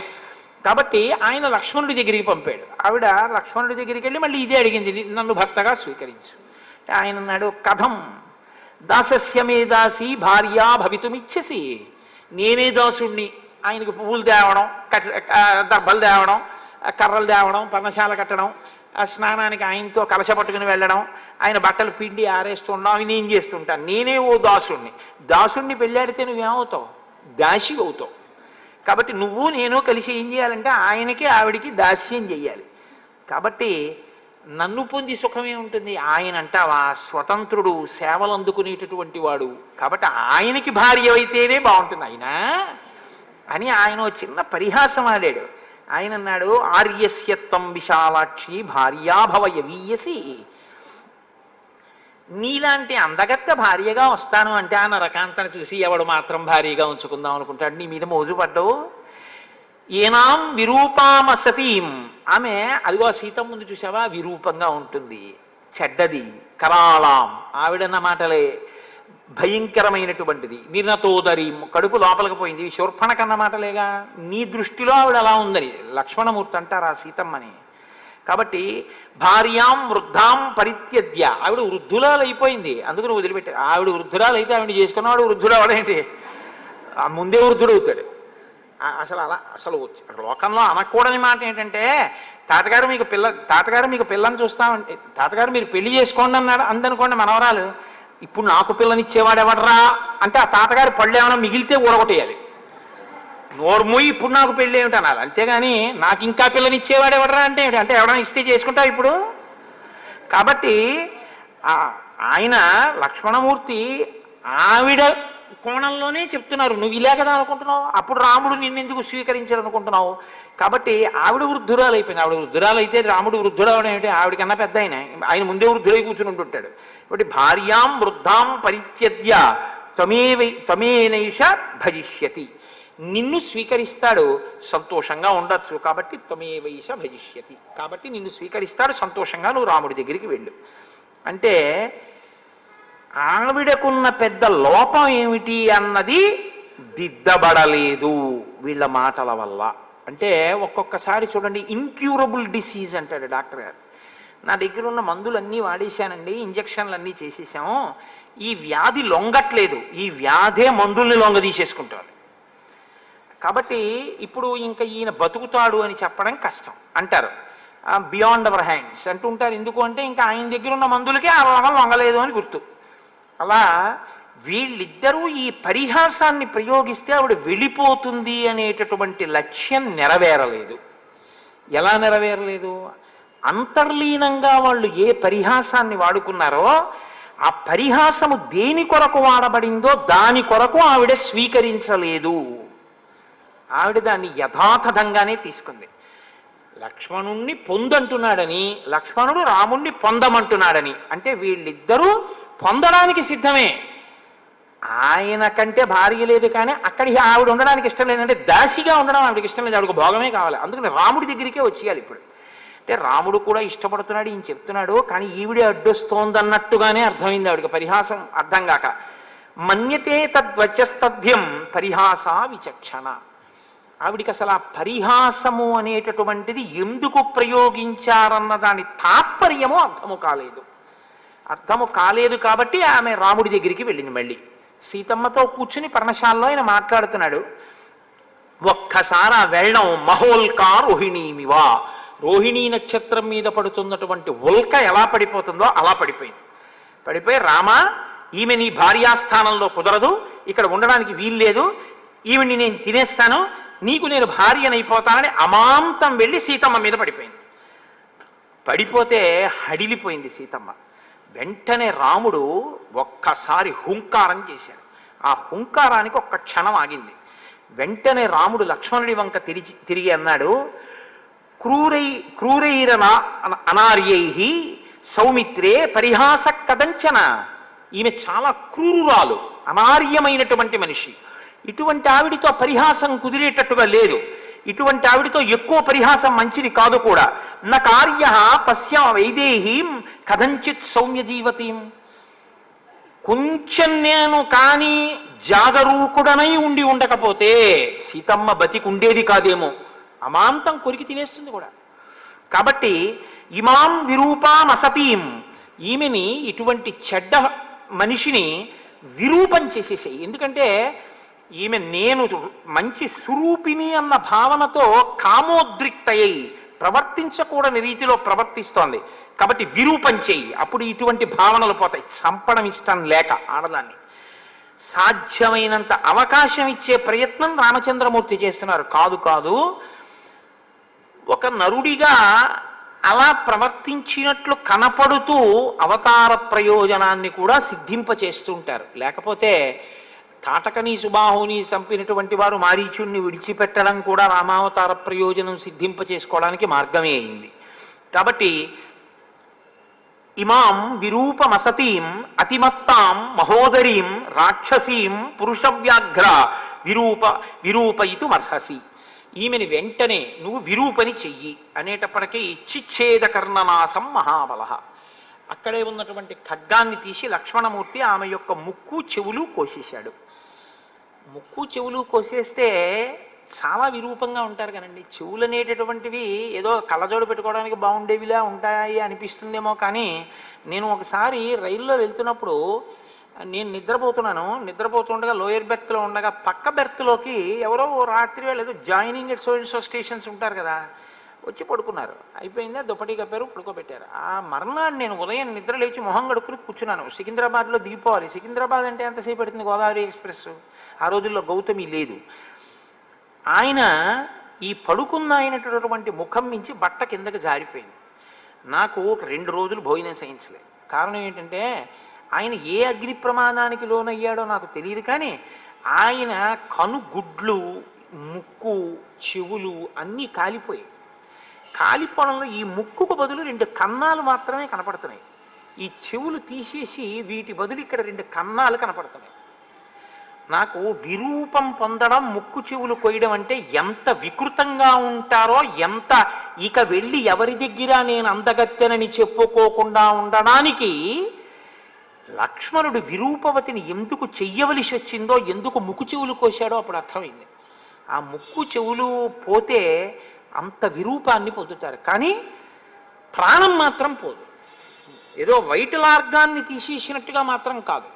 ఎందుకంటే ముక్కు కోసేసినంత మాత్రాన ఊపిరాడకపోదు, చెవులు తీసేసినంత మాత్రాన వినపడవలసినవి వినపడకుండా ఉండవు.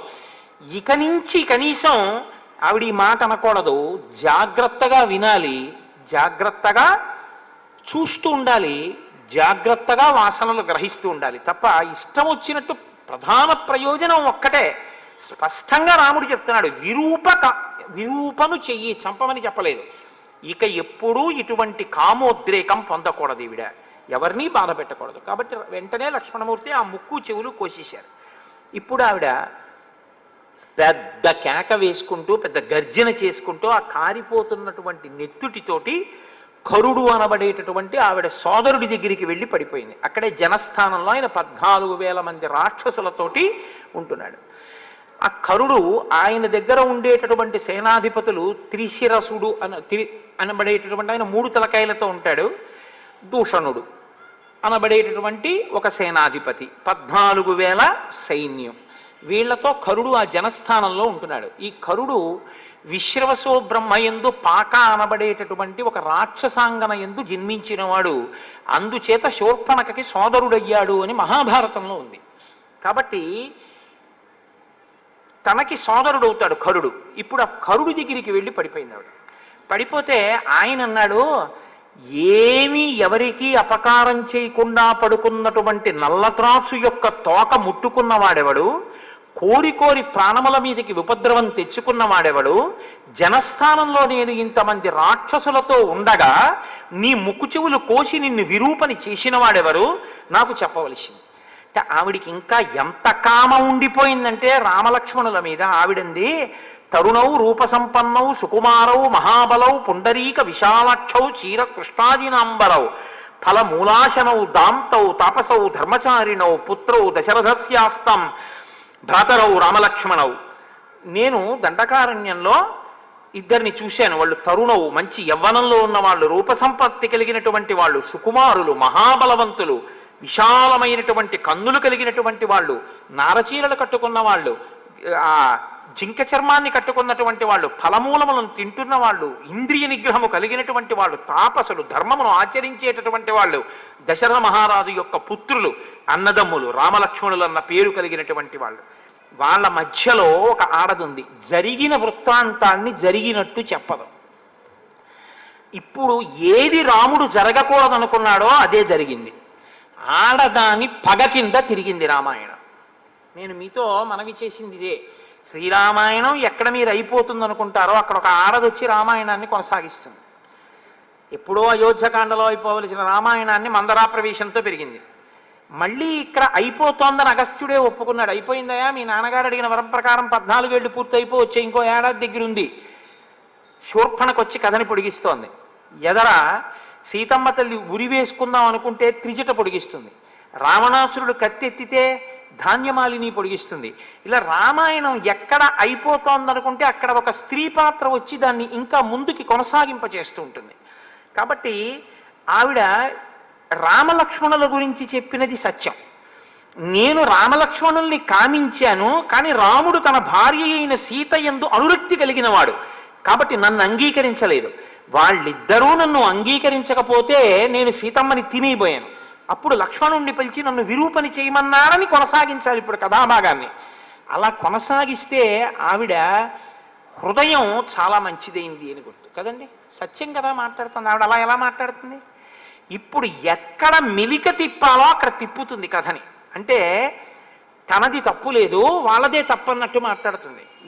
కరుడన్నవాడి యొక్క రాక్షసత్వం ఏమిటో తెలుసా అండి? తన చెల్లెలు ఎంత గొప్పదో ఆయనకి తెలుసు, కానీ పైన అలా మాట్లాడుతున్నావే, తాపసవు అంటున్నావే, కందమూలములు తిన్నవాళ్ళు అంటున్నావే, దాంతవు జితేంద్రియులు అంటున్నావే, అలాంటి వాళ్ళు నీ ముక్కు చెవులు ఎందుకు కోశారు? కేవలం ఒక చిన్న కారణానికి కోసేస్తారా అని విచారణ చేసే ప్రయత్నం ఆయన చేయడు. తలుచుకున్నప్పుడే తాత పెళ్ళి అంటారే, అటువంటి వాళ్ళకి ఏమిటంటే అవకాశం దొరికితే చాలు వెళ్ళి మీద పడిపోవడం ఎవరి మీద. ఇప్పుడు ఆవిడంది, తరుణీ రూపసంపన్న సర్వాభరణ భూషిత దృష్టా తత్ర మయా నారీ తయోర్మధ్యే సుమధ్యమ తాభ్యాం బుభాభ్యాం సంభూయ ప్రమదాం అధికృత్యతాం ఇమాం అవస్థాం నీతాహం యథా అనాథా సతీ తథా. ఆమె వాళ్ళ మధ్యలో ఒక కాంత ఉంది, చాలా అందగత్తె. ఇప్పుడు ఎలా అందగత్తెగా కనపడుతోంది అంటే, తనకి అనుకూలంగా కథని ఎప్పుడు మార్చుకుందామనుకుంటే అప్పుడు ఆవిడ ఎవరిని పణంగా పెట్టిందంటే సీతమ్మనే పణంగా పెట్టి మాట్లాడింది. ఒక ఆడదాని కక్ష ఎవరి వైపుకి తిరిగిందంటే ఆడదాని వైపుకే తిరిగింది. ఎందుకని అంటే ఆ స్థానం భర్తీ అయి ఉండడమే తను ఆ స్థానాన్ని ఆక్రమించలేకపోవడానికి కారణం. పగంతా సీతమ్మ వైపుకే తిరిగింది. అందుకేగా అగస్త్యుడు అన్నాడు, ఇక సీతమ్మ నువ్వు తిరగకుండా కూర్చోవలసిన సమయం ఆసన్నం అవుతోందని ఆవిడ చేరాలి శిశుపావృక్షం కిందకి. కాబట్టి అనాథని ఎలా అవమానిస్తారో అలా నేను ఆమె జోలికి వెడితే, అంటే మనం రాక్షసులం కాబట్టి అందంగా కనపడినటువంటి దాన్ని తినడం వాళ్ళకి ఇష్టం. మన లోకంలో ఎలా ఉంటుందంటే అక్కడ యాపిల్ పండు, ఓ కమలా పండు, ఓ బత్తాయి పండు, ఓ ద్రాక్ష పళ్ళ గుత్తి ఉన్నాయనుకోండి, మీకు అవసరం ఉన్నా లేకపోయినా మంచి గులాబీ రంగులో పొటమరించినట్టుగా ద్రాక్ష పళ్ళు, ఇంతంత కమలా పళ్ళు, ఇంతంత మామిడి పళ్ళు ఉన్నాయనుకోండి. మామిడి పండు అప్పటికప్పుడు తినడం కష్టం, దానికి ఏదో పళ్ళెం ఉండాలి, పక్కకి వెళ్ళాలి, దాన్ని తినాలి, చేతులు నిండా పడుతుంది, కడుక్కోవాలి. అదే ద్రాక్ష పండు అనుకోండి, ఇలా నోట్లో పడిసుకోవడం తేలిక. కాబట్టి ఆ ముగ్గురులో నువ్వు సీతనే ఎందుకు తిందాం అనుకున్నావు ముందు? ఓ ద్రాక్ష పండు అంత నదరగా ఉంది కాబట్టి నేను సీతమ్మని తినడం కోసమని వెళ్ళాను, సీతమ్మ జోలికి వెళ్ళాను. వాళ్ళిద్దరు ఏం చేశారో తెలుసా? ఆ పాటి దానికి ఇలా కోసేశారు ముక్కు చెవులు, విరూపం చేసేశారు. నీ దగ్గరికి వచ్చి పడిపోయాను, అన్నయ్య నువ్వు నన్ను సఫలీకృత మనోరథను చెయ్యాలి. ఇప్పుడు నా కోరిక ఏమిటో తెలుసా? సఫేనం పాతుమిచ్చామి రుధిరం రణమూర్ధని. యుద్ధంలో నువ్వు వాళ్ళ ముగ్గురిని చంపేస్తే వాళ్ళ శరీరములలోంచి పైకి ఉబికి వస్తున్నటువంటి నురగలతో కూడిన నెత్తుటిని నేను పానం చెయ్యాలి. అది నా కోరిక. కాబట్టి నువ్వు వెంటనే వాళ్ళ ముగ్గురిని చంపే. అది ఏమైనా చిన్న పని అండి, వెళ్ళి ఒకసారి ఉత్తరీయం అడిగి పట్టరా అన్నంత తేలికేం కాదు కదా. అంతే. ఆయన ఉద్ధతి కూడా అలాగే ఉంటుంది. రాక్షసుడు అంటే వినదగునెవ్వరూ చెప్పినా అన్నట్లుగా వినినంతనే వేగపడక వివరింపదగున్ కనికల్ల నిజము తెలిసిన మనుజుడే పోనీతి పరుడు మహిళోషుమతి. ఆయనకి అదేం అక్కర్లేదు, విన్నాడంతే. పగ ఎక్కడెక్కడ ఎవడి మీద తగువుకెళ్ళడానికి అవకాశం దొరుకుతూ ఉంటుందా అని వాళ్ళు వెతుక్కుంటుంటారు. అప్పుడు వెంటనే ఆయన ఏమన్నాడంటే 14 మహాబలాన్, ఓ 14 మంది బలవంతులైనటువంటి వాళ్ళని పిలిచాడు. పిలిచి మీరు ఆ రామచంద్రమూర్తి మీదకి యుద్ధానికి వెళ్ళండి, రామలక్ష్మణుల్ని సంహరించి రండి. వాళ్ళు అనుకున్నారు సీతారామలక్ష్మణులు తాపసులు నరులు, పెద్ద చంపడం పెద్ద విశేషం ఏమిటి, వాళ్ళు పెద్ద గంటకత్తులు వేసుకుని వెళ్ళిపోయారు. దాని గురించి పెద్ద నేనేం వర్ణన చేయవలసిన అవసరం అందులో ఏం ఉండదు. వాళ్ళు వెళ్ళిపోయి ఆయన్ని యుద్ధానికి పిలిచారు. ఆయన అన్నాడు మీరు ఎవరు, ఎందుకు వచ్చారు యుద్ధానికి అని అడిగాడు. ఆయన విషయం కనుక్కోకుండా అలా వీళ్ళల్లా ఆయన చంపేస్తే అప్పుడు రాముడికి కరుడికి తేడా ఏమి ఉండదు. అంటే వాళ్ళు ఇదిగో ఫలానా కారణానికి నువ్వు శూర్పణకి అవమానం చేసావుట, అందుకని నిన్ను చంపేయడానికి వచ్చేసాం మేము. ఆయన అన్నాడు మీరు నన్ను చంపేయడం ఏమిటి, నేను ఒక ధార్మికమైన మార్గంలో ఉన్నవాడిని, ధార్మికమైన నిష్ట కలిగినటువంటి వాడిని. మీరు నా జోలికి వస్తే మాత్రం మీరు 14 మంది మిగలరని గుర్తించండి. వాళ్ళు అలా ఏం మాటలకి వినేటటువంటి వాళ్ళు కారు. కాబట్టి ఇప్పుడు 14 మంది ఆయన మీదకి యుద్ధానికి వెళ్ళారు. ఆయనకి అది పెద్ద విశేషమే ఉంటుందండి. రామచంద్రమూర్తికి 14 మంది యొక్క గుండెలు చీల్చి అసలు పారేశాడు. ఒకేసారి 14 బాణములను ప్రయోగించాడు. అవి వీళ్ళ గుండెలను చీల్చి భూమిలో గుచ్చుకుని వెనక్కి తిరిగి వచ్చాయి. 14 మంది తెగటారిపోయారు. విచిత్రం ఏమిటంటే దీనికి ముక్కు చెవులు తెగిపోయి ఇంకా నెత్తురు కారుతున్నా ఈవిడ కూడా వచ్చింది వెనకాల శోభనకి. ఎందుకో తెలుసా అండి, ఆవిడ కోరిక పగ, కామము దేని కింద మారిందంటే పగగా మారింది. ఇది కదూ లలితా సహస్రనామ స్తోత్రంలో అమ్మవారి చేతిలో ఒక చేతిలో 5 పుష్పబాణములు ఉంటాయి. మనోరూపేక్షుకోదండ పంచతన్మాత్రశాయక. ఆవిడ క్రోధాకార అంకుశోజ్వల. అమ్మవారి అనుగ్రహం ఉంటే నాకు ఈ దిక్కుమాల కోపం ఏమిటని కోపం మీద కోపం వస్తుంది. కోపం మీద కోపం వచ్చింది అంటే మీరు సాధకుడు అయ్యారని గుర్తు. అమ్మవారి అనుగ్రహం ఉంటే కోపం మీద కోపం, అమ్మవారి అనుగ్రహం లేనంతసేపు కామం తీరకపోతే కోపం, తీరితే తృప్తి, తీరకపోతే కోపం. అక్క చెల్లెలు 2 పక్క పక్కనే ఉంటాయి. కాబట్టి ఇప్పుడు ఆవిడికి కోరిక తీరలేదు కాబట్టి ఏది పుట్టింది, పక్కన పగ పుట్టింది. ఇప్పుడు ఆ పగ చల్లారాలంటే తన కళ్ళతో చూడాలి, సీతారామ లక్ష్మణులు తెగటారిపోవాలి, ఆ నిత్తురు జుర్రుకోవాలి. అదేంటి అంత కామించిన స్త్రీ అలా చెయ్యొచ్చా అంటే ఇదే రాక్షసత్వము అన్న మాటకి ప్రతీక. నాకు దక్కకపోతే యాసిడ్ పోసేస్తా అన్నాడు అనుకోండి, ఎప్పుడో రామాయణం అని మీరు అనుకోవద్దు, ఇప్పటికీ శూర్పణక బతికే ఉంది ఆయన యందు అని గుర్తు. తనకి దక్కకపోతే నెత్తురు తాగేస్తాడంతే, చంపేస్తాడు అవతల వాళ్ళని. అంటే ఎంత రాక్షసత్వమో చూడండి. తనకే దక్కాలి, దక్కకపోతే నెత్తురే తాగుతాను. అందుకు వచ్చింది ఆవిడ వెనకాతల. కానీ ఇప్పుడు ఆవిడ అనుకోని పరిణామం ఏమిటంటే 14 మంది చచ్చిపోవడం. ఇప్పుడు మళ్ళీ కాబట్టి ఏం చేసింది, మళ్ళీ పరిగెత్తుకుంటూ కరుడి దగ్గరికి పోయి ఆ కరుడితో మళ్ళీ మొరబెట్టుకుంది. 14 మందిని కనురెప్పపాటులో కొట్టేశాడు. నువ్వేమిటనుకుంటున్నావు, మహావీరుణ్ణి అనుకుంటున్నావా? దండకారణ్యంలో ఋషులందరినీ రక్షిస్తానంటున్నాడు.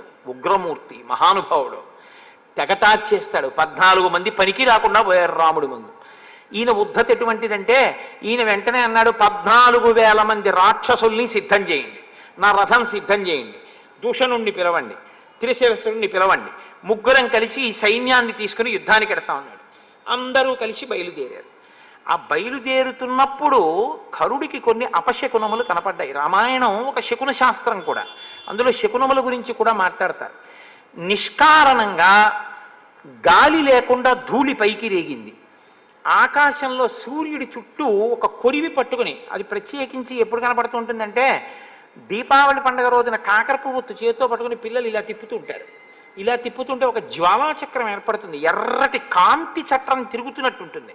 అటువంటిది ఎలా ఉంటుందో అటువంటి పరివేశం ఒకటి సూర్యుడి చుట్టూ పట్టుకుంది. నక్కలు ఎదురుగుండా వచ్చి నోళ్లు తెరిచి అరుస్తున్నాయి. కారణం లేకుండా గుర్రములు తొట్టుపడ్డాయి. ఒక్కసారి ఎక్కడి నుంచో ఒక గ్రద్ద వచ్చి కరుడి యొక్క పతాకం మీద వాలి ఎగిరింది. చెట్ల నుంచి అకస్మాత్తుగా పువ్వులు పళ్ళు కింద పడ్డాయి. పట్ట పగటి వేళ ఆకాశంలో నక్షత్రాలు కనపడ్డాయి. ఉల్కలు నేల మీద పడ్డాయి. సూర్యుడు అకస్మాత్తుగా మేఘాలలోకి వెళ్ళిపోయి బాగా చీకటి ఆవరించింది. ఇన్ని జరిగితే దుర్నిమిత్తములని తాను ససైన్యంగా మరణిస్తానని కరుడు తెలుసుకున్నాడు. కానీ మూర్ఖత్వం అన్న మాటకు అర్థం ఏమిటో తెలుసా అండి?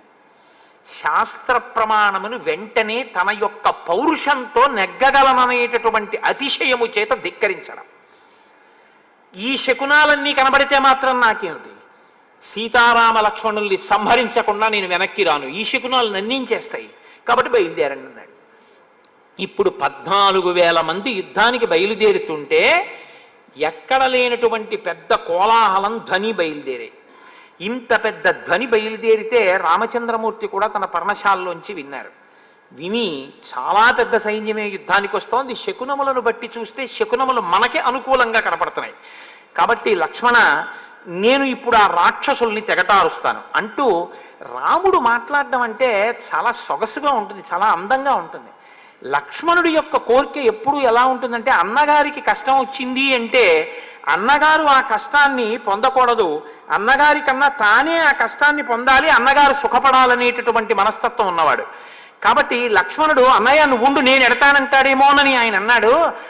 ప్రతికూలితుమిచ్చామి నహివాక్యమిదం త్వయా శాపితో మమ పాదాభ్యాం గమ్యతాం వత్సమాచిరం. నా పాదముల మీద బొట్టి పెట్టి చెప్తున్నాను లక్ష్మణ, ఇంకా నువ్వు ఈ విషయంలో మాట్లాడద్దు, నువ్వు సీతమ్మని తీసుకుని దూరంగా ఏదైనా గుహలోకి వెళ్ళిపో, ఎవరికీ కనపడకుండా, నేను వీళ్లతో యుద్ధం చేస్తాను అంటే. ఇలా చెప్తే లక్ష్మణుడి మనసు ఖేదపడి, అంటే నేను యుద్ధం చేయలేనని అన్న యుద్ధం చేస్తున్నాడేమో అనుకుంటాడేమోనని. ఇది ఎదుటివారి యొక్క హృదయం గురించి తాపత్రయపడడం అన్నది ఎప్పుడు ఉంటుందంటే ప్రేమ అన్న మాటకు అర్థం అది. అవతల వాళ్ళని నొప్పించకుండా మాట్లాడగలగాలి. అంత ఆతృతలో కూడా ఆయన మాట అలా ఉంటుంది, అంత సొబగుగా ఉంటుంది. ఆయన అన్నాడు, తంహి శూరశ్చ బలవాన్ హన్యా హేతాన్ న సంశయ.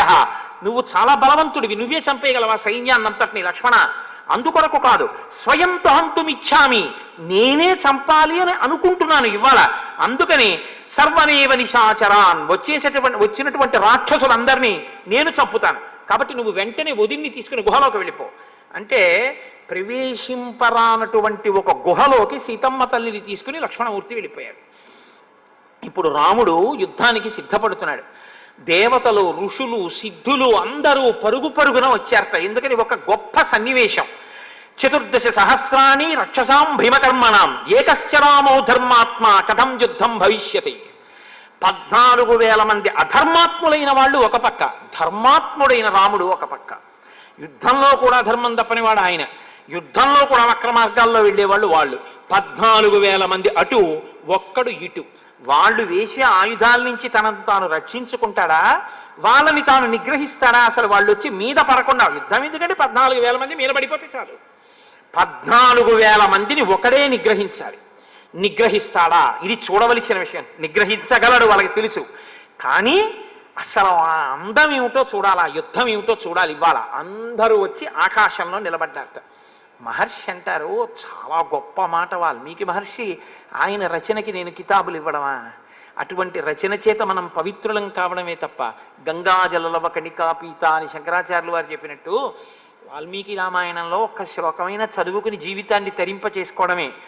బభూవ రూపం క్రుద్ధస్య రుద్రస్యేవ పినాకినః. పినాకము అంటే పాతి జగదిది పినాకం అని దానికి వ్యుత్పత్తి. అది లోకాన్ని రక్షించేది, కేవలం లయం చేసేది కాదు. నేను మీకు ఇందాక మనవి చేశాను కూడా ఆ పినాకం గురించి. ఆయన లోకరక్షణకు కూడా దాన్ని పట్టుకుంటాడు. ఆ పినాకం అనేటటువంటి ధనస్సు పట్టుకున్నటువంటి పరమేశ్వరుడు లోకాల్ని లయం చేసినప్పుడు నిలబడిన రూపం ఘోర రూపంగా ఎలా ఉంటుందో అంటే ఆ రూపాన్ని చూడడం ఎవరికి శక్యం కాదు. అంత భీకరమైనటువంటి స్థితిలో ఉంటుంది ఆ రూపం. అందుకే మీరు బాగా గుర్తుపెట్టుకోండి, సనాతన ధర్మంలో కష్టపెట్టేవాడు సుఖపెట్టేవాడు అని ఇద్దరు ఉండరు. ఒకడు భయపెట్టేవాడు, కాబట్టి ఇప్పుడు ఆ భయపెట్టేవాడి నుంచి పారిపోతే ఒకడు రక్షించేవాడు ఒకడు ఉంటాడు. వీడు భయపెట్టడానికే ఉంటాడు, వాడు రక్షించేవాడు ఉంటాడు అని ఇద్దరు ఉండరు. భయకృత్ భయనాశన. ఎవడు భయపెడతాడో వాడే భయాన్ని పోగొడతాడు, ఎవడు కష్టాన్ని ఇస్తాడో వాడే కష్టాన్ని తొలగిస్తాడు. కష్టం ఇవ్వడానికి, సుఖం ఇవ్వడానికి, కష్ట సుఖాతీతమైన జ్ఞానం ఇవ్వడానికి, జ్ఞానమిచ్చి మోక్షం ఇవ్వడానికి ఒక్కడే ఉంటాడు తప్ప ఇంకొకడు ఉండడు సనాతన ధర్మంలో. ఆ ఒక్కడే ఉంటాడు. ఆ ఒక్కడు అనేకంగా కనపడుతుంటాడు అంతే. కాబట్టి ఇప్పుడు ఎవరికి అది ఘోర రూపం? ఘోర రూపం ఎవరికంటే ఎదురుగుండా వచ్చేటటువంటి 14,000 మందికైన దుర్నిరీక్షుడు. అది వాల్మీకి మహర్షి యొక్క హృదయం. అక్కడ అది రుద్రస్వరూపం. ఆ స్వరూపం యొక్క తేజస్సు ముందు వాళ్ళు మడిసిపోవలసిందే. అగ్నిహోత్రంలో పడేటటువంటి మిడతల దండి ఎలా పడిపోతుందో అలా పడిపోతారు తప్ప రుద్ర తేజస్సు ముందు నిలబడడం అనేటటువంటిది ఇక సాధ్యం కాదు. అది లయం చేసేస్తుంది, పడగొట్టేస్తుంది. కాబట్టి ఇప్పుడు రుద్రుడు క్రుద్ధుడై పినాకం పట్టుకుని నిలబడితే ఎలా ఉంటాడో అలా ఉన్నాడు. ఇప్పుడు అలా ఉన్నాడు కాబట్టి అటువంటి స్వరూపమే మనం చూస్తే మనకి కూడా అలాగే భయం వేస్తుందా? రాముడు కోదండం పట్టుకుని అలా నిలబడినటువంటి రూపాన్ని చూస్తే భయపెడుతుందని మీరు అనుకోకూడదు. ఎందుకో తెలుసా అండి, మీకు నేను ఒక ఉదాహరణ చూపిస్తాను. అశ్వత్థామ విడిచిపెట్టినటువంటి అస్త్రం ఉత్తర గర్భంలోకి వెళ్ళిపోయింది, ఇంకా పిండాన్ని చెనకబోతోంది. లోపల ఆ పరీక్షిత్ ఉన్నాడు, ఇంకా శిశువు ఆయన. ఆ లోపల ఉన్నటువంటి పసిపిల్లవాడి యొక్క ఆర్తనాదాన్ని తల్లి వింది. విని 5గురు మామగారులున్నా కాదడి వెళ్ళి కృష్ణ పరమాత్మ యొక్క పాదాల మీద పడింది. అయ్యా నువ్వు నన్ను రక్షించాలి ఏంది ఆవిడ. ఇప్పుడు రక్షించాలి అంటే ఒక కాలు పైకెత్తి రథంలోకి ఎక్కడానికి సిద్ధంగా ఉండి ఒక కాలు కింద పెట్టి ఉన్నటువంటి కృష్ణ పరమాత్మ ఆమె యొక్క ఆర్తిని, ఆమె యొక్క శరణాగతిని లెక్కలోకి పెట్టుకున్నాడు అంతే. ఇక్కడే ఉన్న కృష్ణుడు ఒక్కసారి ఉత్తరాగర్భంలోకి ప్రవేశించాడు. ఎలా ప్రవేశించాడు? సుదర్శన చక్రం పట్టుకుని లోపలికి ప్రవేశిస్తే ఈ పిండం లోపల ఉన్న పిల్లవాడికి కూడా బ్రహ్మాస్త్రపు యొక్క తేజస్సులని తనలోకి తీసుకోగలిగినటువంటి భయంకరమైన తేజస్సుతో ఉన్న రూపంగా పరీక్షిత్తు చూశాడనుకోండి, కళ్ళు ఎగిరిపోతాయి పిండానికి కదండి. అది మధ్యం తినటువంటి మార్తాండ బింబం లాంటి స్వరూపం. అది సహస్ర సూర్యుల పగిది ప్రకాశిస్తుంటుంది. దాన్ని పరీక్షిత్తు చూడలేడు. పరీక్షిత్తు చూసిన రూపం పరమ ప్రసన్నమైనటువంటి రూపం. అది సశంఖ చక్రం సకిరీట కుండలం సపీత వస్త్రం సరసీరుహేక్షణం సహార వక్షస్థల శోభికౌస్తుభం నమామి విష్ణుం శిరసా చతుర్భుజం. అటువంటి స్వరూపం పరీక్షిత్తు కనపడుతోంది. అబ్బా ఎంత బాగున్నాడో, ఎంత బాగున్నాడో, ఆ పీతాంబరం ఏమిటో, ఎంతందమో అని పరీక్షిత్తు చూస్తున్నాడు. అటువైపుకున్న మూర్తి, మాకు తూర్పుగోదావరిలో ర్యాలీ అని ఒక క్షేత్రం ఉంది. ఆ ర్యాలీలో ఒకవైపు కేశవుడు ఉంటాడు, ఒకవైపు మోహిని ఉంటుంది వెనక్కి. అలా అటువైపుకి ఉన్న మూర్తి బ్రహ్మాస్త్రము యొక్క తేజస్సుల్ని తనలోకి తీసేసుకోగలిగినటువంటి రుద్రస్వరూపంతో ఆ మూర్తి ఉంది. ఆ మూర్తి బ్రహ్మ తేజస్సును తీసుకుంది. వెనక మూర్తి కళ్యాణమూర్తి అయి పరీక్షిత్తుకి అలా కనపడింది. అందుకే బయటికి వచ్చినటువంటి పరీక్షిత్ తాతగారైన ధర్మరాజు గారి తొడలో కూర్చుని సభలో చూస్తే అమ్మ కడుపులో ఉండగా నేను చూసినటువంటి ఆ మంగళప్రదమైనటువంటి మూర్తి ఎక్కడైనా కనపడతాడా అని పరీక్షగా చూసినటువంటి కారణం చేత పరీక్షిత్ అని పిలిచారట. ఏకకాలమనందు ఘోర అఘోర రూపములతో ఈశ్వరుడు ఉంటాడు. అఘోరేభ్యో దఘోరేభ్యో ఘోర ఘోరధరేభ్య అని మనం దేంటి పరమశివుడి దగ్గర పూజ చేస్తే మంత్రపుష్పంలో మాట చెప్తూ ఉంటాం ఆ పంచమంత్ర పఠనం చేసేటప్పుడు. కాబట్టి ఆ ఘోర రూపము అఘోర రూపము ఏకకాలంలో ఉంటాయి. ఇప్పుడు 14,000 మందికి ఘోర రూపం తప్ప రామభక్తులకు రాముడు ఎప్పుడూ ఘోర రూపి కాడు, ఎప్పుడూ ఘోర రూపి కాడు. ఆ రూపం మీకు మంగళప్రదంగా ఉంటుంది. ఇలా దాన్ని దర్శనం చేసిన వారు ఒకరున్నారు. ఎవరో తెలుసా అండి?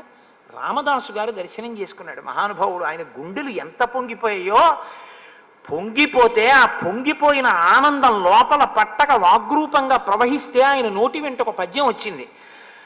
బండన భీముడు అత్తజన బాంధవుడు ఉజ్వల బాణతోన కోదండ కళాప్రచండ భుజతండవ కీర్తికి రామమూర్తికిన్ రెండవ సాటి దైవమిక లేడనుచున్ గడకట్టి భేరిక దండ డాండ డాండ నిడజంబుల దండము నిండ మత్త వేదండము నెక్కి చాటెదను దశరథి కరుణాపయోనిధి అని రచన చేశారు ఆయన. ఆయన భుజములు తాండవం చేస్తాయిట. ఎప్పుడు బాణం తీస్తాడో, ఎప్పుడు వింటినారికి తొడుగుతాడో, ఎప్పుడు ప్రయోగిస్తాడో కనపడదు. మబ్బులలోంచి వర్షం వచ్చి పడిపోయినట్టుగా బాణప్రయోగం జరిగిపోతుందంతే. బండన భీముడు ఆర్తజన బాంధవుడు. ఎవడు ఆశ్రయించాడో వాడికి ఆయన ఆర్తజన బాంధవుడు. బండన భీముడు అర్తజన బాంధవుడు. అటువంటి వాడు ఆయన భుజములు తాండవం చేస్తాయి యుద్ధం వస్తే.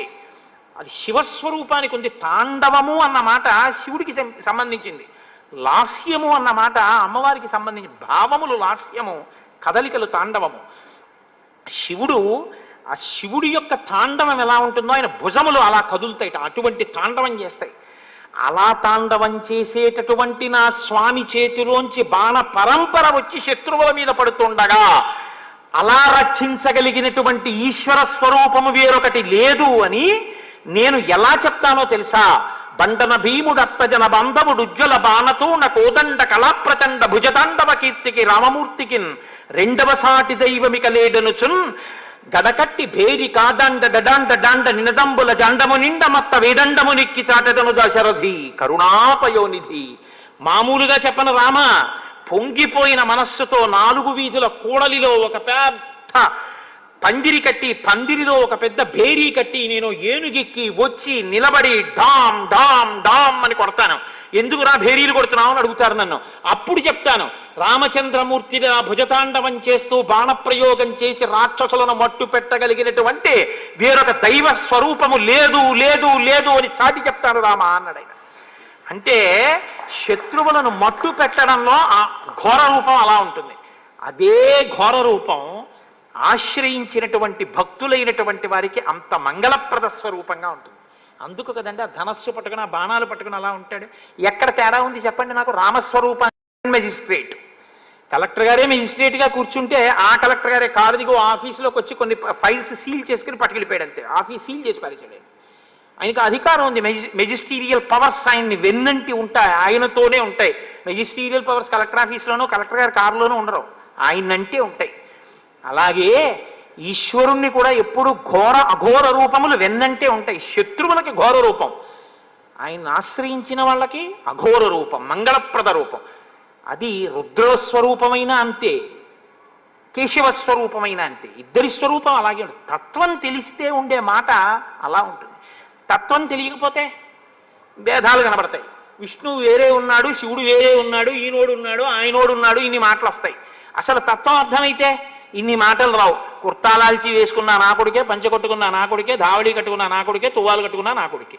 తువ్వాలు కట్టుకున్నావు ప్యాంటు చొక్కా వేసుకోలేదు నేను కొట్టేసి, ధావళి కట్టుకున్నావు ప్యాంటు చొక్కా వేసుకోలేదు వాళ్ళమ్మ కొట్టేసి, కుర్తాలాల్చి వేసుకోలేదు పంచె కట్టుకున్నామని వాళ్ళ తాతగారు కొట్టేస్తే దెబ్బలు తినేవాడు ఓడే. ఓ రూపంలో పట్టుకుని ఓ రూపంలో తిడితే నువ్వు తిట్టే తిట్లు ఆయనకే, పూజలు ఆయనకే. పూజ చేసామని సంతోషించాలా, ఇంకో రూపాన్ని చూసి తిడుతున్నావని ఆయన బాధపడాలా? నీకు ఇంకా తగినంత పరిణితి రాలేదని ఈశ్వరుడు అనుగ్రహించి భారతీ తీర్థస్వామి చెప్పినట్టు పరిణితి కటాక్షించుగాక. కాబట్టి ఇది మహానుభావుడు వాల్మీకి మహర్షి యొక్క ప్రతిపాదన. రామాయణంలో అభేదతత్వాన్ని చూపిస్తూ ఉంటారు. కాబట్టి ఇప్పుడు ఆ వచ్చిన సేనానాయకులు పడిపోయారు. కరుడు మాత్రం పెద్ద శరీరంతో రామచంద్రమూర్తి మీదకి వచ్చి పడిపోతుంటే ఆ 2 చేతులు బాణముల యొక్క ప్రయోగం చేత తెగిపోయేటట్టుగా కొట్టేశారు. ఏర్లు ప్రవహించినట్టు నెత్తురు కారిపోతూ ఆయన ఇంకా ఏదో యుద్ధం చేయడం కోసమని వచ్చి రాముడి మీద పడిపోతుండగా కొద్దిగా వ్యవధానం కోసం, అంటే ఆ వింటినారిని సవరించుకోవడం, వింటినారి ఆకర్ణాంతం లాగడం కోసం బాణం ఎక్కువ పెట్టడానికి చోటు కోసమని 2 అడుగులు వెనక్కి వేశాడు రాముడు. దాన్ని అపసర్పణము అంటారు ధనుర్విద్యలో. ఎందుకంటే ధనస్సు పట్టుకున్నవాడు అడుగులు వెనక్కి వేయకూడదు, వీరోచితమైన తేజస్సు ఉన్నవాడు.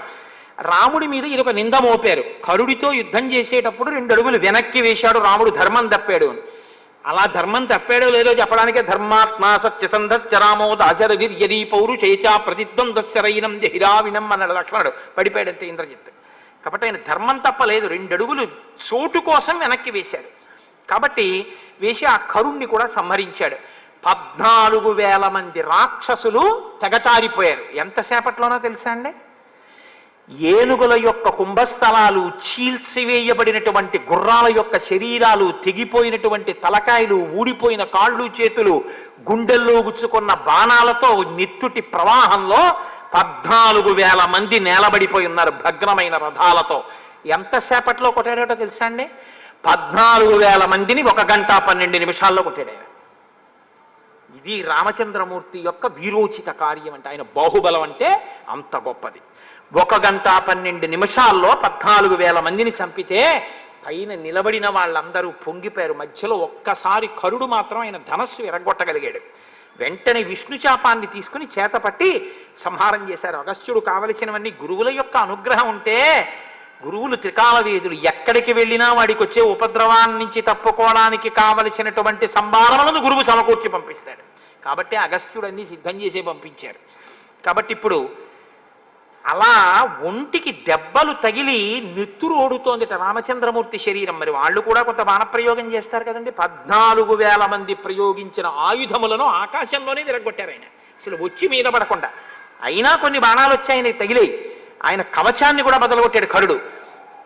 కాబట్టి ఇప్పుడు ఆయన ఒంట్లోంచి నెత్తురు కారుతోంది. వీరపత్నికి అదొక సంతోషం. తన భర్త అంత గొప్ప యుద్ధం చేసి ఇంత విజయాన్ని సాధిస్తే అటువంటి శరీరంతో ఉండగా వచ్చి భార్య ప్రియమార కౌగిలించుకుంటుందిట.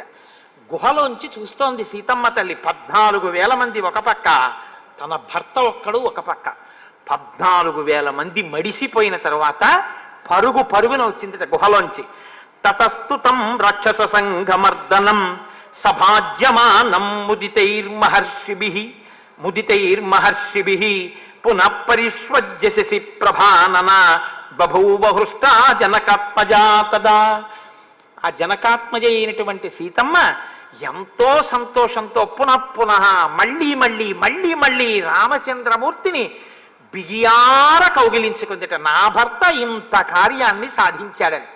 ఆ కౌగిలించుకున్నటువంటి భార్య చేత సంతోషాన్ని పొందినటువంటి రాముని యొక్క ఆ వీర్యాన్ని పరాక్రమం చేత సంతోషించిన సీతమ్మ ఒండ్లొరలు ఆనందంగా ఉన్నటువంటి ఈ సంఘటన తర్వాత వచ్చేటటువంటి మండోదరి దగ్గర రావణ ప్రసంగాన్ని ఇవాళ చెయ్యకుండా వాళ్ళని అలా సంతోషంగా ఉంచుతూ ఇవాళ ప్రసంగాన్ని పూర్తి చేస్తాను. రేపు మళ్ళీ 6:30 పునఃప్రారంభం చేద్దాం. రోజు మిమ్మల్ని లేట్ అవర్స్ ఎందుకు, అప్పుడప్పుడు తొందరగా వదిలిపెడతాను. ఒక్క 11 మాటలు మనం రామనామాన్ని చెప్పుకుని బయలుదేరదాం. ఇవాళ హరిప్రసాద్ గారు చాలా ముఖ్యమైన విషయాన్ని ప్రస్తావన చేయబోతున్నారు. అందుకని మీరు కాసిన వారికెల్లను కొంగు బంగారు రామనామము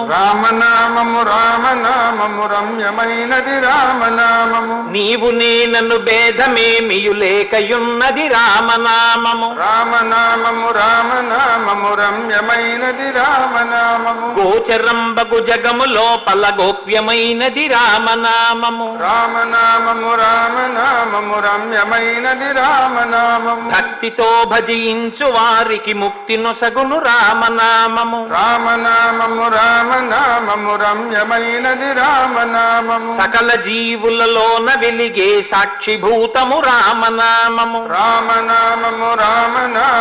రమ్యమైనది రామనామము. యుద్ధమందు మహోగ్ర రాక్షస యాగధంసము రామనామము రమ్యమైనది రామనామము. రాకడయు పోకడయు లేనిది రమ్యమైనది రామనామము రమ్యమైనది రామనామము. మనసు స్థిరముగా నిలపగలిగెడి మంత్రరాజము రామనామము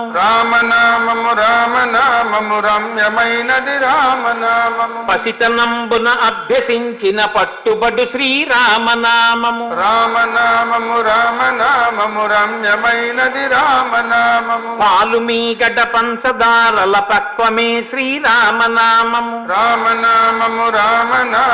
రమ్యమైనది రామనామము. వెంట తిరిగడి వారికెల్లను కంటి పాపే రామనామము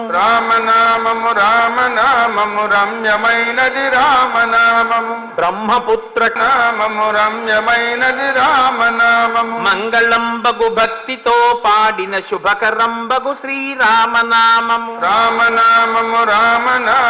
రమ్యమైనది రామనామము.